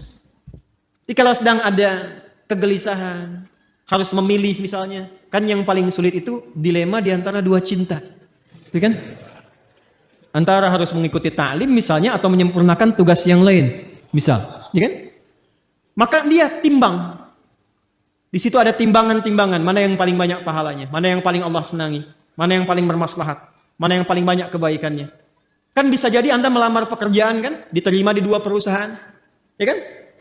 Maka apa yang harus kita lakukan? Salah satu jalannya adalah itu tanyakan pada jiwa hati yang paling dalam, yang kira-kira ada unsur kebaikannya banyak didapatkan. Makanya supaya cahaya malaikat itu bisikannya kuat, maka lakukan amalan-amalan dan set tempat kita bertinggal itu. Ya, tempat kita beraktivitas yang sekiranya malaikat senang. Makanya di Islam itu fikihnya komplit. Di rumah misalnya ada suasana yang kira-kira malaikat gak senang, jauhi. Ya? Hal-hal yang kira-kira menyenangi malaikat, datangi. Sehingga melatih kita untuk selalu dekat. Apa misalnya majlis ilmu, itu banyak malaikatnya. Baca Quran, ditemani malaikat. Bahkan kalau sudah lancar, ada malaikat khusus menjaga. Ma'asyafaratil kiramil bararah. Orang yang lancar bacaan Qur'annya dan rajin dia mengaji, ditemani malaikat khusus. Ya, safaratil kiramil bararah. Dan kalimat kiramil bararah itu punya makna. Yang merubah ahli Qur'an ini menjadi lebih baik. Makanya saya sering katakan ahli Qur'an yang benar itu bukan dilihat dari berapa banyak khatamnya, berapa lancar bacaannya, dilihatnya berapa bagus perubahan pada perilakunya. Itu yang diakui oleh Quran sendiri. Di Quran surah 35 Fatir, di ayat 32, ya, thumma awrasnal kitaba alladhina istafaina min ibadina faminhum zalimun li nafsi wa minhum muqtasid, yang berhasil, wa minhum sabiqun bil khairati bi idznillah. Kalimatnya sabiqun bil khairat, ya, bukan sabiqun bil khatmah, bukan yang paling banyak khatamnya, walaupun khatam itu bagus. Ingat, yang saya maksudkan bukan tidak menginginkan khatam, bukan. Khatam itu bagus, hafal itu bagus, sampai hafal nomor, posisi, ini itu, tapi itu menjadi tidak bernilai tatkala tidak merubah perilaku. Itu ukurannya itu. Saya sering katakan, kalau ada orang menghafal Quran atau sekolah di ma'had Quran tidak merubah perilakunya lebih baik, ada yang salah dengan cara dia menghafal. Itu gambaran pertamanya. Karena itu ketika orang-orang ini istiqamah dalam kebaikan, maka apa yang terjadi? Di surah Fussilat itu kan ayat 30, "Tsumma istaqamu tatanazzalu 'alaihimul malaikatu alla takhafu wa la tahzanu wa abshiru bil jannati allati kuntum tu'adun. Nahnu awliya'ukum fil hayatid wa fil akhirah." Sudah, hidupnya enak. Karena Allah yang akan menyelesaikan semua urusan-urusannya. Dikirimkan malaikat menjaga. Itu ayatnya. Kalau sudah konsisten dengan amalan itu, malaikat turun. Dan perkara konsisten ini mahal. Kan saya sering katakan, itu untuk konsisten, kita butuh 9 tahapan kan. Consist 1, consist 2, consist 3, consist 4, sampai konsisten. Tahapannya apa? Nah, ini amalan yang kedua. Amalan kedua. Maka untuk meningkatkan potensi takwa itu, selain mendengar istafti qalbak, bisikan-bisikan malaikat pada kebaikan, bisikan itu bisa menjadi kuat, support itu menjadi kuat jika kita mengerjakan amalan yang kedua. Apa itu? Itulah yang disebut dengan ibadah. Dengan ibadah itu nanti amal keluar menjadi soleh. Maka muncullah istilah amal soleh. Maka desain ibadah sejatinya itu untuk kita sendiri. Ya, orang nggak ruku, nggak sujud terhadap Allah, nggak sholat, nggak menurunkan status Allah sebagai Tuhan. Tetap Tuhan yang Maha Esa, Maha Kuasa. Cuman yang rugi orangnya. Karena ketika diperintahkan ibadah itu, feedbacknya, hasilnya itu kembali ke kita lagi. Contoh gini, ini yang sederhana ya. Ibadah yang pokok itu kan sholat kan? Ya, kita diperintahkan sholat kan? Masih ingat? Coba, sholat kan ciri pertama orang takwa. Dzalikal kitabu la hudan lil. Apa ciri pertamanya? Alladzina yu'minuna bil ghaib wa yuqimunas. Salat amalan pertamanya. Nah, apa fungsi salat itu? Buka Quran surah 29 ayat 45. Utslu ma uhiya ilaika minal kitab wa aqimis shalah. Innas salata tanha 'anil.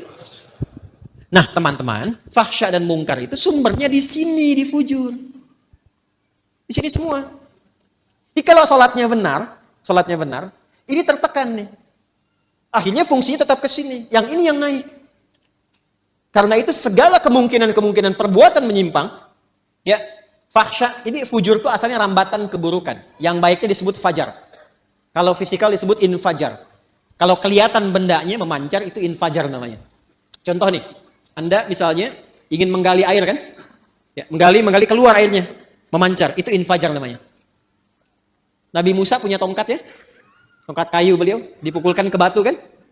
Tongkat kayu dipukul ke batu, kira-kira yang hancur apa? Huh? Harusnya kan kayunya kan? Tapi karena ini mu'jizat itu berbeda. Untuk ditampakkan kekuatannya supaya manusia ingat kepada Allah dan mengikuti bimbingan Rasul. Melemahkan semua persepsi manusia. Dipukulkan ke batu, keluarlah 12 mata air. Ketika keluar memancar itu bahasa Qur'annya infajar. Al-Baqarah ayat 60, Quran surah 2 ayat 60. Wa idzistasqa Musa liqaumihi faqulna dhrib bi'asakal fanfajarat min husnata asyrata aina. Tongkat kayu Nabi Musa dipukulkan ke batu, keluar 12 mata air. Anda punya tongkat emas, pukulkan ke batu, keluar 12 air mata. Itu keluar tuh, itu infajar. Ya, nanti ada makna majasi kiasan, disebut fajar namanya. Ya, cahaya matahari pertama yang membelah kegelapan malam itu disebut apa? Fajar. Nah, itu hakikinya. Majasinya adalah respon kita, sinyal kita yang menangkap seruan ketika fajar itu tiba, ditangkap oleh hati kita, suara azan itu untuk mendekat kepada Allah. Waktunya subuh, pancarannya disebut dengan fajar. Lawan dari fajar itu, secara bahasa, itu disebut fujur. Rambatan-rambatan keburukan. Itu yang merambat nih, ada yang merambat ke syahwat faraj. Ya. Keluarnya apa? Porno aksi, pornografi, kata-kata jorok, LGBT, ya, longsor, gempa, banjir, tsunami, macam-macam tuh. Hati-hati. Bencana-bencana kalau semakin banyak, ada yang harus banyak direnungkan dan dievaluasi. Nah, hal-hal yang terkait dengan fahsya, zina, pornografi, porno aksi, dan turunan-turunannya, itu yang terkait dengan rambatan-rambatan fujur yang disebabkan pada nafsu syahwat. Ada yang kedua, sumbernya merambatnya ke nafsu perut dan akal. Ingin selalu tampil lebih terhormat, ingin tampil sombong, ingin ambil ini, ambil itu lagi. Itu mungkar namanya. Mencuri, merampok, membunuh, menipu, hoax dan sebagainya itu mungkar. Karena itu diingkari langsung oleh jiwa kita. Fahsya dan mungkar itu bisa dicegah kalau kita bisa tekan ini. Apa dan bagaimana caranya? Maka diturunkanlah perintah untuk ibadah berupa sholat. Ketika sholat dikerjakan, tujuan utamanya inna sholata tanha anil fahsya. Makanya ketika kita mulai bertakbir, kita diberikan oleh Allah melalui petunjuk Rasulullah sebuah isyarat bahwa penting menjaga bagian dalam tubuh kita ini, terutama dijaga di bagian terluar. Makanya ketika orang bertakbir Allahu Akbar kan sedekap begini. Ini ilmunya mahal, bukan ilmu utak-atik. Ini bukan cocok logi. Ingat, saya sudah mengkaji dari ayatnya sampai ke hadisnya, sampai ke kitab-kitabnya. Ini ada maknanya. Semua tentang sholat itu bukan gerakan biasa. Jadi gerakannya ada maknanya, bacaannya ada maknanya. Termasuk kenapa diberi nama subuh, zuhur, asar, maghrib, isya. Itu ada maknanya. Kalau mau konsisten dengan waktu, sore itu bukan sholat asar, sholat masa. Tapi kenapa asar? Ya kan? Kalau mau konsisten, zuhur itu sholat nahar. Kenapa zuhur? Ada maknanya. Jadi mengangkat kita begini saja ada maknanya. Terlalu dalam dan luas kalau kita kaji dari awal. Tapi saya ingin tunjukkan terkait dengan ini saja. Kan ketika mengangkat ini kan di sini kan kita simpan. Kita jaga itu. Iya kan? Ini tuh menutup sadrun. Makanya itu di fikih itu alal sadri. Dari 3 pendapat itu di perut ini. Di perut yang satu begini. Kemudian sodar, ini sodar tuh di sini. Ada rongga antara perut dengan dada, ini sodar namanya. Di sini nahar. Nahar itu yang lebih dekat ke leher ke sini. Ya, nahar di sini, ke tenggorokan di sini. Ya, ada di sini, ada di sini, ada di sini. Yang lebih terlihat lebih kuat tuh di sini karena sesuai dengan pemaknaan ini. Sodrun di sini. Ya, jadi kita itu ketika sholat, ya, manfaat dari sholat mencegah perbuatan keji dan mungkar itu digambarkan juga dalam gerakannya. Begitu bertakbir, buang semua urusan dunia ke belakang, pasrahkan diri kita sepenuhnya kepada Allah. Makanya imam berbalik mengatakan sallu salatan muwadda'. Salat rasakan seolah-olah ini salat perpisahan. Kita akan menghadap Allah. Wa annahum ilaihi raji'un. Kan Al-Baqarah ayat 46 itu kalau pengen khusyuk. Alladzina yadhunnuna annahum mulaqu rabbihim wa annahum ilaihi raji'un. Rasakan kita akan menghadap Allah. Dan mungkin itu salat terakhir yang kita tunaikan. Itu membawa kehusyuan. Makanya kita pasrah. Dan buang semua urusan dunia ke belakang. Jangan dibawa dalam salat. Kadang yang menyebabkan kita itu, kadang yang menyebabkan ada orang tidak khusyuk itu, ketika dia bertakbir, dunia masih di bawah, itu problemnya. Jadi lisannya Allahu Akbar, tapi status IG-nya itu masih Akbar. Handphonenya itu masih Akbar. Sehingga kadang-kadang menghentikan sholat hanya untuk menjawab handphone. Ya, itu yang terjadi. Jadi ketika sudah diangkat, dibuang, disimpan di sini kan? Ya kan? Saya merajihkan yang ini. Saya secara pribadi ya. Kalau ingin bersedekap, saya merajihkan yang di sini. Dan kita menghormati yang di sini. Nggak boleh langsung cepat menyalahkan. Tidak boleh. Saya tidak mengajarkan Anda untuk membawa peluru, mempersalahkan orang lain. Biasakan berdiskusi dan banyak mendengar. Karena Allah menciptakan telinga kita 2. Lisan itu 1. Supaya banyak mendengar. Jelas ya? Kalau tidak sepakat, sampaikan alasan. Setelah itu tetap berteman baik. Perbedaan pendapat tidak mengharuskan kita tidak minum teh bersama. Jelas ya? Baik. Dan disimpan di sini kan? Ini lebih semakna. Menjaga ini. Sadrun. Karena sadrun tempatnya di sini. Dan tahukah Anda asal mula sebabnya ini? Kenapa kemudian meletakkan tangan di sini? Asalnya kan begini Irsal. Hadis-hadis awal tentang sholat itu gerakannya begini. Allahu Akbar. Dan jangan selalu dipahami yang begini Syiah. Tidak. Nanti kelihatan Syiah itu saat sujud dengan duduk di antara 2 sujud. Jadi kalau masih bertakbir begini, itu di mazhab Maliki masih begini. Mazhab Maliki itu mazhab yang pertama kali berlaku di Madinah. Karena Imam Malik lahir di Madinah, tinggal di Madinah, menetap, tumbuh, berkembang sampai wafat di Madinah. Dan mazhabnya sekarang rata-rata di Afrika Utara, Libya, Tunisia, ya, itu Maliki, termasuk Spanyol. Jadi kalau misalnya Anda ke Mekah, umrah atau haji, semoga yang belum berangkat bisa dimudahkan insya Allah. Tidak cukup dengan amin, nabung. Jadi kalau takbir ada yang begini, ya, Allahu Akbar, ya, itu jangan ditanya, jangan diajak ngobrol. Itu posisi pertama begini, ya, jelas ya. Dan kalaupun ada yang memilih begini, nggak apa-apa. Itu mazhab yang pertama. Pertama kali Nabi mengajarkan sholat seperti ini. Jangan diajak ngobrol. Kalau ditanya, gak usah jawab. Allahu Akbar. Ibu Syiah ya? Bukan saya epi. Gak usah dijawab. Udah, dia lagi sholat. Jelas? Ada kejadian. Seseorang berbuat salah. Kesalahannya cukup besar. Bahkan dari riwayat menyebutkan termasuk dosa-dosa yang seharusnya dihindari. Dosa besar. Lalu apa yang terjadi? Dia datang kepada Nabi untuk dihukum. Ini Masya Allah sahabat dulu itu. Jadi kalau berbuat salah, ini yang mahal ini. Mengakui diri ke hadapan hakim tertinggi, minta untuk diluruskan. Bahkan tidak sungkan dihukum. Bukan bersembunyi dan sulit dicari gitu. Ya, itu datang sendiri. Datang. Ya Rasulullah, saya berbuat salah, tolong hukum saya. Itu qadar Allah menjelang sholat. Ini Nabi bilang, sudah, sholat aja dulu. Begitu sholat, turunlah kemudian Quran surah ke-11 Hud. Ayat ke-114.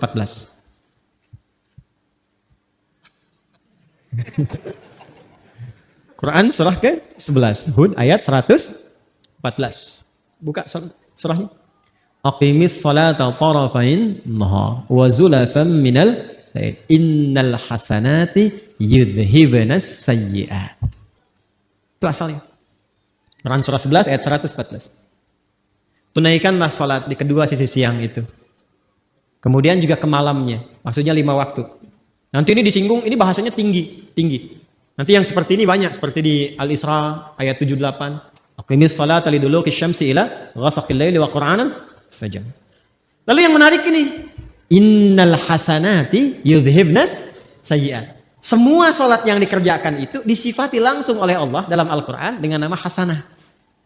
Innal hasanati yudhhibnas sayyi'at. Orang-orang yang mampu salat dengan benar itu akan melahirkan hasanah dan langsung menggugurkan kesalahan-kesalahannya. Jadi ayat ini sekaligus membebaskan si pelaku maksiat tadi, ya kan? Dalam ancaman hukuman itu langsung pembebasannya turun wahyu dari Allah. Dan diampuni sama Allah. Makanya ketika selesai sholat, Nabi tidak menghukum. Karena selesai masalahnya dengan taubatnya itu.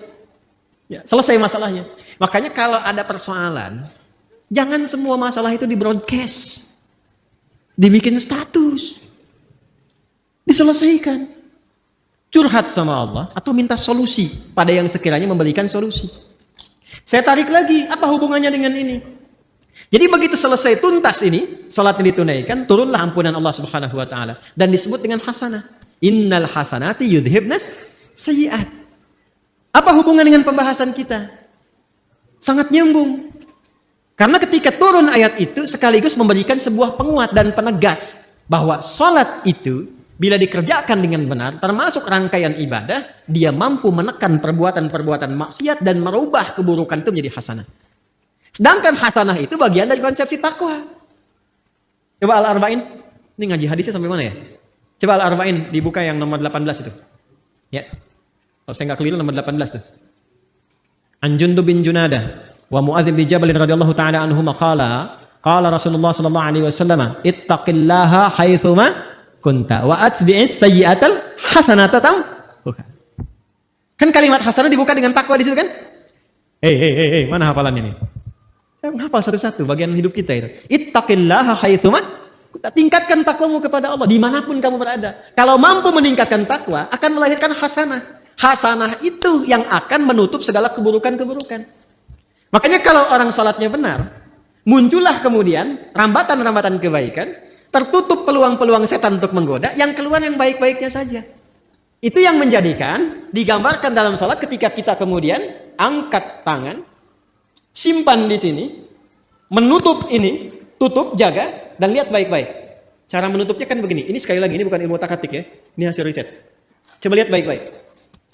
Yang ditutup yang kiri kan? Yang nutup yang kanan kan? Begini kan? Bukan begini ya? Awas, kanan di depan, begini. Yang menutup, kiri di dalam. Baru begini kan? Dan ada 3 cara. 3 cara. Yang telapak ini, ketemu punggung di sini. 1. Kemudian ini bisa menggenggam, bisa begini. Bisa begini, bisa menggenggam. Sama antara laki-laki dengan perempuan. Ini 1. Yang kedua, ini pergelangan. Ketemu pergelangan di sini. Ini. Di sini, begini. Yang pertama begini. Ini, telapak ketemu punggung, begini. Bisa digenggam. Yang kedua, ini pergelangan ketemu pergelangan di sini. Dan itu langsung ya, nggak usah diukur dulu. Allah. Langsung ya. Yang ketiga lewat dikit di sini, tapi nggak sampai sini. Lewat dikit di sini. Jadi di sini, lewat dikit ke sini, tapi nggak sampai ke sini. Ya, awas nggak sampai. Dan ini nggak disukai, nggak disukai. Bahkan ada beberapa yang menyebutkan riwayat yang sampai tidak disukai seperti orang sombong. Ya, orang sombong. Kadang-kadang kalau ngawasin proyek bangunan kan begini gitu. Jadi bukan di sini, hati-hati ya. Hati-hati yang subuh-subuh ke puncak tuh kadang-kadang begini deh. Di sini. Nah ini, lihat-lihat, ini kanan, ini kiri. Ini mahal sekali, ini mahal sekali. Saya gambarkan begini. Kalau Anda berbuat sesuatu yang baik, itu sering diilustrasikan dengan kanan atau kiri? Kalau Anda berbuat sesuatu yang buruk, jangan Anda lah. Ada yang berbuat yang buruk, diilustrasikan dengan apa? Kanan atau kiri? Aliran kiri, umumnya dianggap baik atau buruk? Pemikiran kiri, nyeleneh kan? Umumnya buruk kan? Maka ketika seseorang pernah berbuat kesalahan dalam hidupnya, dan tidak ada manusia yang sempurna. Jika Anda pernah berbuat salah, jangan diekspos. Segera tutup dengan yang kanan, tutup dengan kebaikan. Maka yang baik itu akan menutup yang buruk dan tidak pernah muncul lagi ke permukaan. Itu yang dimaksud innal hasanati yudhibnas sayyi'at. Jadi bukan dibikin status, bukan dibuka, bukan diobral. Nggak nyangka ya. Itu udah nyangka. Itu udah nyangka. Ya. Saya tidak Ustaz, bagus. Tidak seperti ibu itu tuh Ustaz. Dia mah kalau tutup, segera tutup. Itu yang dimaksud innal hasanati yudhibnas sayyi'at. Makanya ketika kita sudah tutup begini, kita mengakui sama Allah saja. Ini yang dimaksud perkataan Nabi Ya'qub, innama ashku bathi wa huzni ila. Curhatnya sama Allah. Makanya ketika ditutup kita bilang, kita ngaku. Yang di Al-Bukhari, riwayat sahabat Abu Hurairah, Allahumma ba'id baini wa baina khataaya. Khataaya, iya. Ada ya kecilnya. Harus muncul ya kecilnya di kalimat pertama. Allahumma ba'id baini wa baina khataaya. Ya, karena ya terakhir itu pengakuan. Cara menerjemahkannya begini. Kadang cara menerjemahkan itu kalau mau dalam, kadang-kadang ada yang harus diawalkan walaupun urutan katanya di terakhir. Khataaya itu jamak dari kata khoti'ah. Kesalahan yang dilakukan sekali. Kalau berkali-kali khataaya, ya-nya panjang. Khataaya. Kalau ada ya pendek di akhirnya, ya, gitu. Khataaya, ya. Ya terakhirnya itu mengakui, pengakuan. Salah. Jadi kita berkata begini dalam salat, begitu kita tutup begini, kita katakan, ya Allah, saya mengakui hamba ini banyak dosanya. Dan kita sedang menghadap Allah. Dan suasananya kita merasakan mungkin itu salat terakhir yang kita tunaikan. Kan bahasa Qur'annya begitu. Wa annahum ilaihi raji'un. Rasakan mungkin kamu berpulang dalam salat itu. Kan ingin husnul khatimah kan? Makanya kita katakan, ya Allah, aku ini hamba merasa banyak dosa. Sebelum sholat, mata salah lihat, lisan salah bicara, akal salah berpikir, sampai kaki salah melangkah. Tapi masih berani kita untuk bersujud kepada Allah. Makanya kita minta ampunan. Datang kita mengatakan, hamba mengakui banyak salah ya Allah. Tapi engkau itu maha pemaaf, maha pengampun. Maka hamba mohon, makanya pakai Allahumma. Allahumma itu ada ketawaduan di situ dan penuh harap. Ya, itu yang dimaksud Quran surah 7 ayat 205 itu. Wadhkur rabbaka fi nafsika tadarruan wa khifatan wa dunal jahri minal qaul. Kita mengharap ya Allah. Hamba mengakui banyak salah, banyak dosanya, namun engkau yang maha pengampun, pemaaf yang tanpa batas pemaafanmu. Mohon jauhkan antara hamba dan kesalahan-kesalahan hamba di akhirat nanti. sejauh timur dan barat yang tidak pernah tampak. Hamba nggak pengen lihat lagi. Karena di akhirat sekecil apapun ditampakkan. Wa may ya'mal mithqala dzarratin syarran yara. Kebaikan ditampakkan, keburukan pun tampak. Nah, kita tuh nggak ingin lihat lagi itu. Sekarang ditutupi pun segelintir orang nggak lihat. Tapi di akhirat diviralkan ke semua penghuni langit dan bumi. Makanya kalau nggak diperbaiki sekarang, mesti hati-hati. Cepat taubat dari sekarang. Untuk kita semua. Sebab kalau sudah alamnya berpindah, viralnya itu semua tahu. Oh, Adi Hidayat tuh begitu rupanya. Kelihatannya begini-begini, ternyata begitu. Begini, begitu. Begini, begitu. Ini kelihatan beda. Lain. Nah, kita nggak pengen itu tampak. Makanya pakai alif, ba'id. Ada pakai tasydid, ba'id. Ba'id sa'ni. Jam itu tolong jauhkan dariku. Pakai tasydid. Artinya jauhkan tapi masih kelihatan. Tapi kalau ba'id, jauhkan sejauh-jauhnya. Allah menaqqini minal khataaya kama yunaqqa thawbul abyadu minad danas. Ya Allah, kalau dosa itu seperti kotoran yang melekat, noda yang melekat di pakaian, maka sekalipun ya Allah, mesti dibaikin bahasa kita ya, atau dicuci bersihkan aja. Allah maghsilhu bil ma'i wal thalji wal barad. Ya Allah, kalau perlu gunakan air yang dingin untuk membersihkan. Ini bahasa majas tinggi sekali. Ini bahasa taubat yang dalam. Makanya kalau kita merasakan itu, paham bacaannya, itu bisa kita menghadirkan kehusyuan itu luar biasa. Luar biasa. Ada lagi doa yang lain. Allahu Akbar kabira. Alhamdulillah katsira. Subhanallahi bukratan wa asila. Satu doa. Tambah lagi misalnya, wajjahtu wajhiya lilladzi fataras samawati wal arda hanifan muslima wa ma ana minal inna salati wa nusuki wa mahyaya wa mamati lillahi rabbil la syarika lahu bidzalika umirtu wa ana awwalul muslimin wa ana minal muslimin. Itu malaikat turun datang menjaga. Makanya Ali bin Abi Thalib sangat konsisten membaca doa itu dalam iftitahnya. Itu tinggi nilainya. Ya Allah, saya pasrah dalam sholat ini kepada pencipta penguasa langit dan bumi. Ya Allah, saya sholat selama ini. Saya ibadah selama ini. Saya hidup pun ya Allah. Atau engkau wafatkan aku saat sholat ini. Aku pasrah. Lillahi rabbil alamin. La syarikalah, aku berikrar gak akan pernah musyrik kepadamu ya Allah. Dan mohon saksikan, wa ana minal muslimin wa ana awwalul muslimin, sejak saat ini saya sholat, saya akan lebih tunduk patuh pada semua ketentuanmu. Makanya kalau baca doa iftitah yang wajah tuh habis sholat berbuat maksiat, wah itu saya nggak bisa lukiskan. Ada hal yang tidak tepat yang dilakukan. Nah, ini yang dimaksudkan itu. Ini yang tadi saya katakan, untuk menjaga takwa supaya muncul, supaya kuat, maka ibadah itu perbanyak. Di antaranya sholat, makanya sholatnya tingkatkan. Yang 5 itu standar, yang pokok itu. Tambah, semua menu sholat keluarkan. Dan rasakan perbedaannya. Rasakan perbedaannya. Rasakan bedanya, bedakan rasanya, dan pasti akan terasa bedanya. Menunya, keluarkan menunya. Apa saja sholat sunnahnya. Ya, dari mulai pagi, siang, sore, sampai ke malam. Lalu saya sih menyarankan pada diri saya dan mengajak pada teman-teman, sepanjang hidup, berusahalah semua menu sholat pernah ditunaikan. Ya, berusahalah. Rinci dulu. Minimal walaupun cuma sekali misalnya yang sunnah. Ketika dihisab di hari kiamat, alhamdulillah rapat kita bagus. Semua jenis sholat pernah kita kerjakan. Ya, sholat jenazah pernah? Halo, kenapa Bu? Jenazah pernah? Itu langka itu, ya. Makanya kalau ada sempatkan, kalau memungkinkan. Makanya pahalanya tinggi, 1 qirat sebesar gunung. Dan sholat-sholat yang lainnya maksimalkan. Nah, apalagi yang lainnya, semua jenis ibadah. Baca Quran ibadah tidak? Ibadah. Makanya Quran itu tembusnya langsung ke jiwa. Wa syifaa'un lima fis sudur. Mana Qurannya? Syifaa'un lima fis sudur. Sedangkan setan tugasnya memberikan waswas. Alladzi yuwaswisu fi sudur linnas. Lawan dari itu apa? Quran. Makanya kalau orang rajin baca Quran, bacanya benar, setan menjauh. Menjauh setan. Apalagi misalnya infak. Infak itu untuk melapangkan jiwa. Berbagi itu bisa melapangkan hati. Sama dengan memaafkan orang lain. Memaafkan, menahan amarah. Sama dengan infak itu kalau nggak lapang hatinya, nggak mungkin bisa berbagi. Makanya infak itu disandingkan dengan menahan amarah dan memaafkan orang.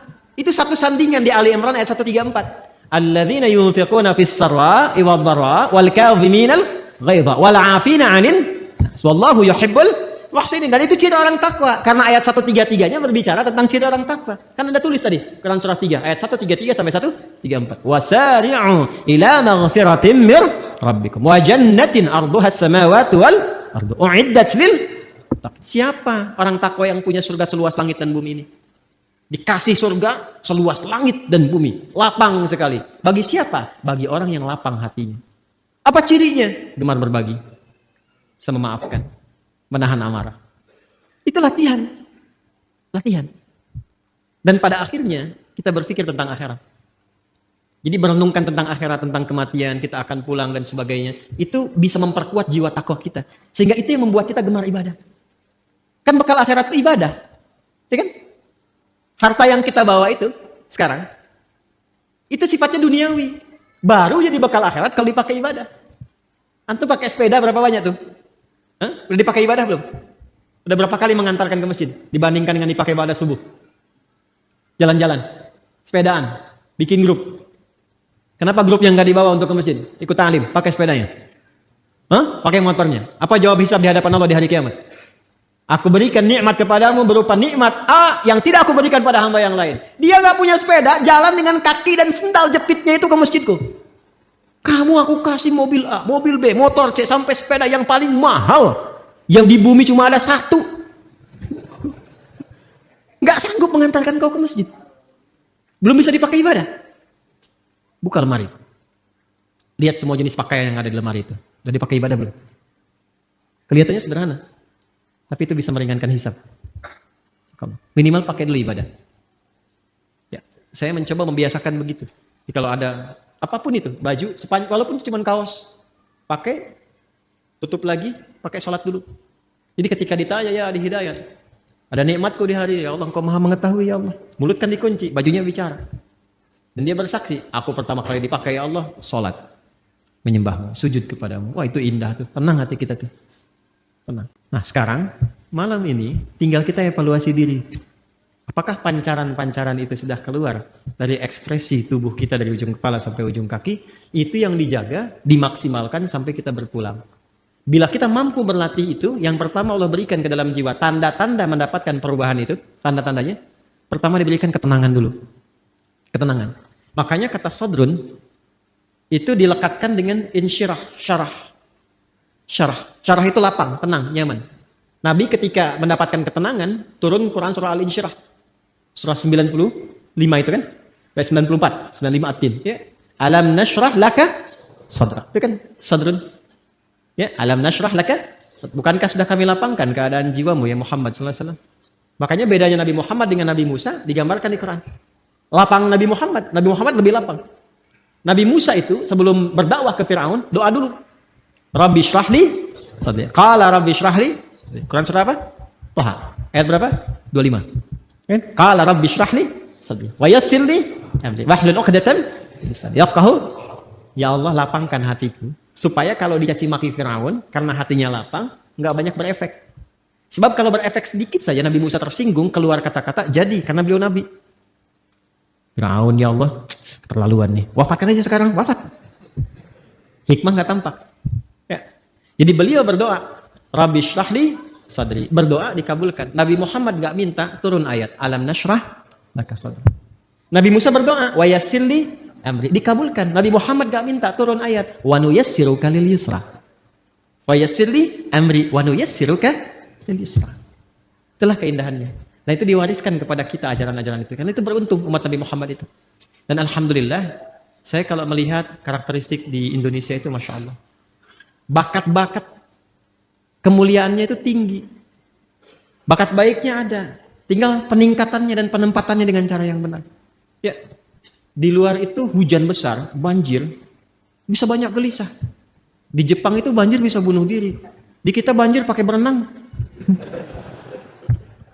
Hujanan. Nah, jadi sekarang tugasnya kita keluarkan lagi. Sampai pertama hati lapang dulu. Nah, jiwa kalau sudah lapang, kelapangan ini bagian terakhir. Maaf ya, di bagian terakhir. Kelapangan yang diperoleh dari hasil ibadah itu disebut tumakninah namanya. Apa namanya? Ingat, ada sakinah, ada tumakninah, beda.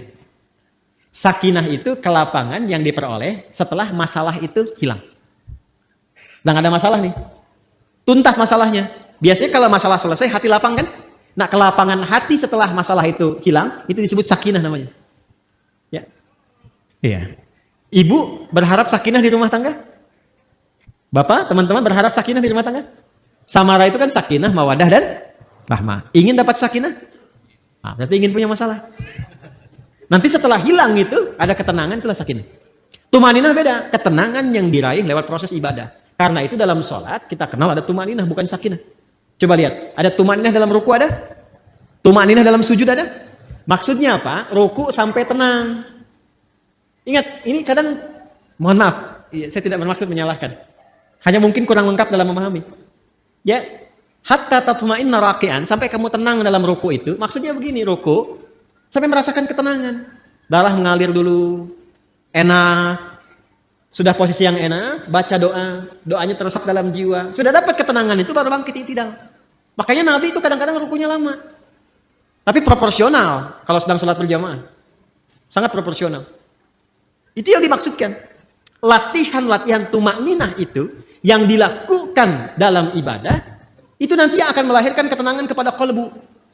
Sifatnya nanti terbawa, kolbunya itu menjadi tenang. Itu yang dimaksud Quran surah 13 ayat 28. Ala bidzikrillahi tatma'innul. Yakinkan pada dirimu, semakin banyak zikirnya, hati menjadi tenang. Dan semua ibadah itu di Quran disebut zikir. Salat disebut zikir, Quran surah ke-20 ayat 14. Wa aqimis sholata lidzikri. Baca Quran disebut zikir karena Qurannya pun zikir. Quran surah 15 Al-Hijr ayat 9. Inna nahnu nazzalna dzikra wa inna lahu lahafidhun. Menghafal Quran disebut zikir. 4 kali disebutkan.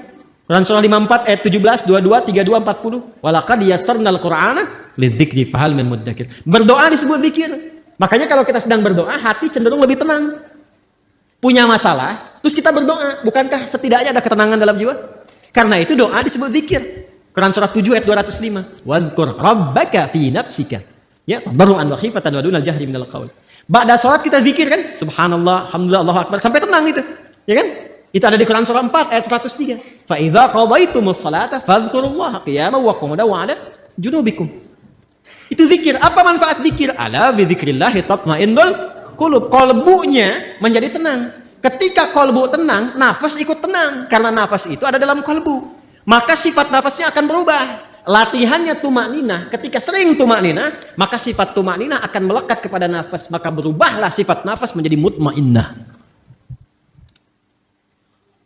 Kalau ini dijaga sampai meninggal, sampai pulang, itu panggilannya tinggi di sisi Allah. Dihargai betul kita. Dan dipanggil ketenangan jiwa itu. Maka turunlah Quran surah ke-89 ayat 27 sampai 30 itu. Ya ayyatuhan nafsul mutmainnah. Irji'i ila rabbiki radiyatan mardiyah. Fadkhuli fi ibadi wadkhuli jannati. Jannah di situ mau yang mana? Kata Allah, jadi bagian hambaku masuk surgaku. Nah, surga yang kita harapkan itu, yang dipanggil oleh Allah, ditampakkan. Kan di hari kiamat tuh, bukan sekedar hari kiamat, saat sakaratul maut itu ada yang ditampakkan oleh Allah.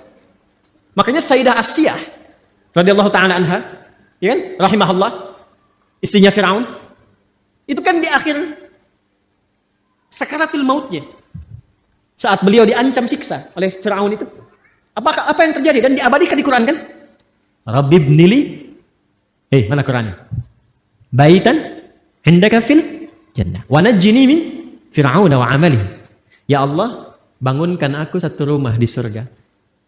Kan? Ya Allah, aku ridha, aku berislam di tengah-tengah banyak ancaman dan hukuman bahkan siksaan sekarang. Aku ridha ya Allah.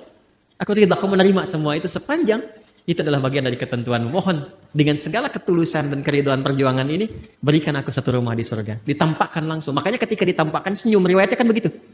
Ya, riwayatnya kan begitu. Coba lihat di kitab Al-Bidayah wa Nihayah itu, jilid yang kedua. Ada 21 jilid yang kedua. Itu kisahnya Nabi Musa dan turunannya. Itu senyum. Makanya ketika senyum itu diperlihatkan itu. Ketika senyum, komen Firaun. Kita langsung dislike. Apa komennya? Ih, perempuan mau disiksa kok senyum. Firaun nggak tahu apa yang dia lihat pada saat itu. Maka ditampakkanlah kenikmatannya, tenang, senyum. Ketenangan itu yang menjadikan pulangnya tak terasa. Seperti rambut yang ditarik dari adonan yang sangat lembut itu. Halus. Ya kan? Ada yang lagi tiduran, tiba-tiba tidur untuk selamanya. Hati-hati yang lagi tiduran. Yang lagi baca Quran, ada yang lagi sujud meninggal. Ya kan? Ya. Luar biasa tuh. Nah, itu yang dimaksudkan. Jadi semua nyambung. Nah, fadkhuli jannati, masuk ke surgaku. Surga yang mana yang dimasuki? itu bergantung pada latihan ibadah kita untuk membentuk karakter nafsul mutmainah tadi. Makanya orang-orang yang masuk surga Firdaus pun latihannya nggak jauh dari sholat, dari zakat, menahan nafsu. Coba lihat Quran surah ke-23 tadi, ayat 1 sampai 11. Qad aflahal mu'minun. Siapa itu? Alladzina hum fi salatihim walladzina hum 'anil lagwi mu'ridun walladzina hum lizakati. Berbagi, latihan sholat itu sampai ulaika humul warithun alladzina yarithunal firdausa hum fiha khalidun. Anda menulis di taman surga, Quran surah 51 tadi, ayat 15 sampai 23. Apa amalannya? Innal muttaqina fi jannatin wa 'uyun akhidhina ma atahum rabbuhum innahum kanu qabla dzalika muhsinin. Apa amalannya? Kanu qalila minal laili ma yahja'un. Salat wa bil asharihum yastaghfirun, dzikir, wa fi amwalihim haqqul lis-sa'ili wal mahrum, berbagi. Itu enggak jauh. Makanya hidup tuh itu aja yang dikeluarkan. Keluarkan kurikulum surganya, konsisten ikuti sampai meninggal, enggak susah. Itu aja. Kok meninggal juga? Oh, meninggal. Meninggal. Sama kita semua. CM, calon meninggal. Ya. Pasti meninggal kan? Sudah tahu akan meninggal, kenapa nggak disiapin? Anda kalau sudah tahu mendung di luar, kan hujan, dan terlihat sudah mulai ada, airnya sudah mulai jatuh-jatuh, bukankah Anda siap-siap? Manusia ini kadang-kadang aneh gitu, logika berpikirnya. Udah tahu mau meninggal, tapi nggak siap-siap buat meninggalnya. Dan kita ini beruntung jadi muslim, karena sebelum meninggal sudah dikabari bekal-bekal untuk persiapan meninggal. Dan diinfokan alam setelah meninggal. Temukan dimanapun, Anda nggak akan temukan keterangan bab-bab tentang pasca kematian. Ada apa, tahap stepnya kemana, bagaimana hasilnya, dan seterusnya. Alhamdulillah, segala puji hanya milik Allah yang telah memberikan kita kesempatan untuk mendengarkan dan merenungkan ceramah yang penuh dengan hikmah ini. Pada kesempatan kali ini, kita telah menyimak bersama penjelasan Ustadz Adi Hidayat mengenai kehidupan yang penuh dengan ketenangan, takwa, dan tujuan yang jelas dalam menghadapi setiap ujian hidup. Betapa pentingnya bagi kita semua untuk menjalani hidup dengan penuh kesadaran bahwa setiap masalah yang datang adalah ujian dari Allah, dan sejatinya tiap ujian dalam hidup memiliki tujuan yang baik. Ujian hidup ini bukan untuk membuat kita terjatuh, tetapi untuk membentuk kita menjadi pribadi yang lebih kuat, lebih sabar, dan lebih dekat dengan Allah. Dari ceramah Ustadz Adi Hidayat, kita diajarkan untuk membangun keyakinan diri dalam menghadapi setiap ujian. Allah tidak akan memberikan ujian yang melebihi kemampuan hambanya, dan setiap ujian yang datang pasti memiliki solusi yang sudah Allah siapkan. Ini adalah bagian dari kasih sayang Allah kepada kita. Allah tidak akan membiarkan hambanya tanpa pertolongan, karena Allah Maha Pengasih dan Maha Penyayang. Ustadz Adi Hidayat juga menjelaskan dengan sangat jelas tentang konsep takwa. Takwa bukan hanya sekedar menjalankan ibadah ritual seperti salat, tetapi takwa adalah sebuah kualitas hidup yang mencakup sikap kita dalam berinteraksi dengan sesama, menjaga kehormatan diri, dan selalu berusaha untuk memperbaiki diri. Takwa adalah akumulasi dari sifat-sifat baik yang dimiliki oleh setiap manusia yang berusaha untuk mendekatkan diri kepada Allah. Takwa menjadikan kita lebih sabar dalam menghadapi tantangan, lebih rendah hati dalam kehidupan sosial, dan lebih ikhlas dalam menerima segala ketentuan Allah. Bahkan, dalam menghadapi masalah besar sekalipun, kita tidak perlu takut atau khawatir. Ketenangan yang sejati hanya datang ketika kita benar-benar yakin bahwa kita dapat menyelesaikan masalah tersebut dengan bantuan Allah. Ketika kita mengikuti petunjuk Allah, kita akan menemukan kedamaian dalam setiap langkah kita. Begitu pula ketika kita mendekatkan diri kepadanya melalui salat dan doa, kita akan merasakan ketenangan yang luar biasa yang tidak bisa didapatkan dari hal-hal duniawi lainnya. Salah satu hal yang sangat penting untuk kita renungkan adalah bagaimana Ustadz Adi Hidayat menjelaskan tentang ketenangan jiwa. Kehidupan yang tenang dan damai itu bukan datang begitu saja tanpa usaha. Ketenangan datang ketika kita menerima kenyataan hidup dan selalu berusaha untuk kembali kepada Allah, berdoa, dan memohon petunjuknya. Setiap ujian yang datang bukan untuk membuat kita terpuruk, tetapi untuk mengingatkan kita agar semakin mendekatkan diri kepada Allah. Ketika kita menghadapi ujian, seringkali kita merasa cemas dan khawatir tentang masa depan kita. Namun, Ustadz Adi Hidayat mengingatkan kita bahwa kita harus selalu yakin bahwa setiap masalah pasti ada solusinya. Allah tidak pernah memberikan ujian lebih dari yang bisa kita tanggung. Dengan keyakinan ini, kita dapat lebih mudah menjalani hidup dengan tenang dan tidak terjebak dalam kegelisahan. Melalui ceramah ini, kita juga belajar bahwa hidup ini bukan hanya tentang mengejar materi dan kesenangan duniawi, tetapi tentang bagaimana kita bisa memperbaiki diri dan menjalankan misi hidup kita di bumi ini sesuai dengan petunjuk Allah. Ustadz Adi Hidayat menjelaskan bahwa kita diutus ke dunia ini untuk memakmurkan bumi dan melaksanakan ibadah dengan penuh keikhlasan. Setiap tugas yang kita emban di dunia ini adalah bagian dari ibadah kita kepada Allah. Bahkan pekerjaan sehari-hari yang kita lakukan, jika niat kita benar dan sesuai dengan petunjuk Allah, bisa menjadi ladang pahala. Penting untuk diingat bahwa konsep hidup yang tenang ini datang dari pemahaman yang mendalam tentang takwa.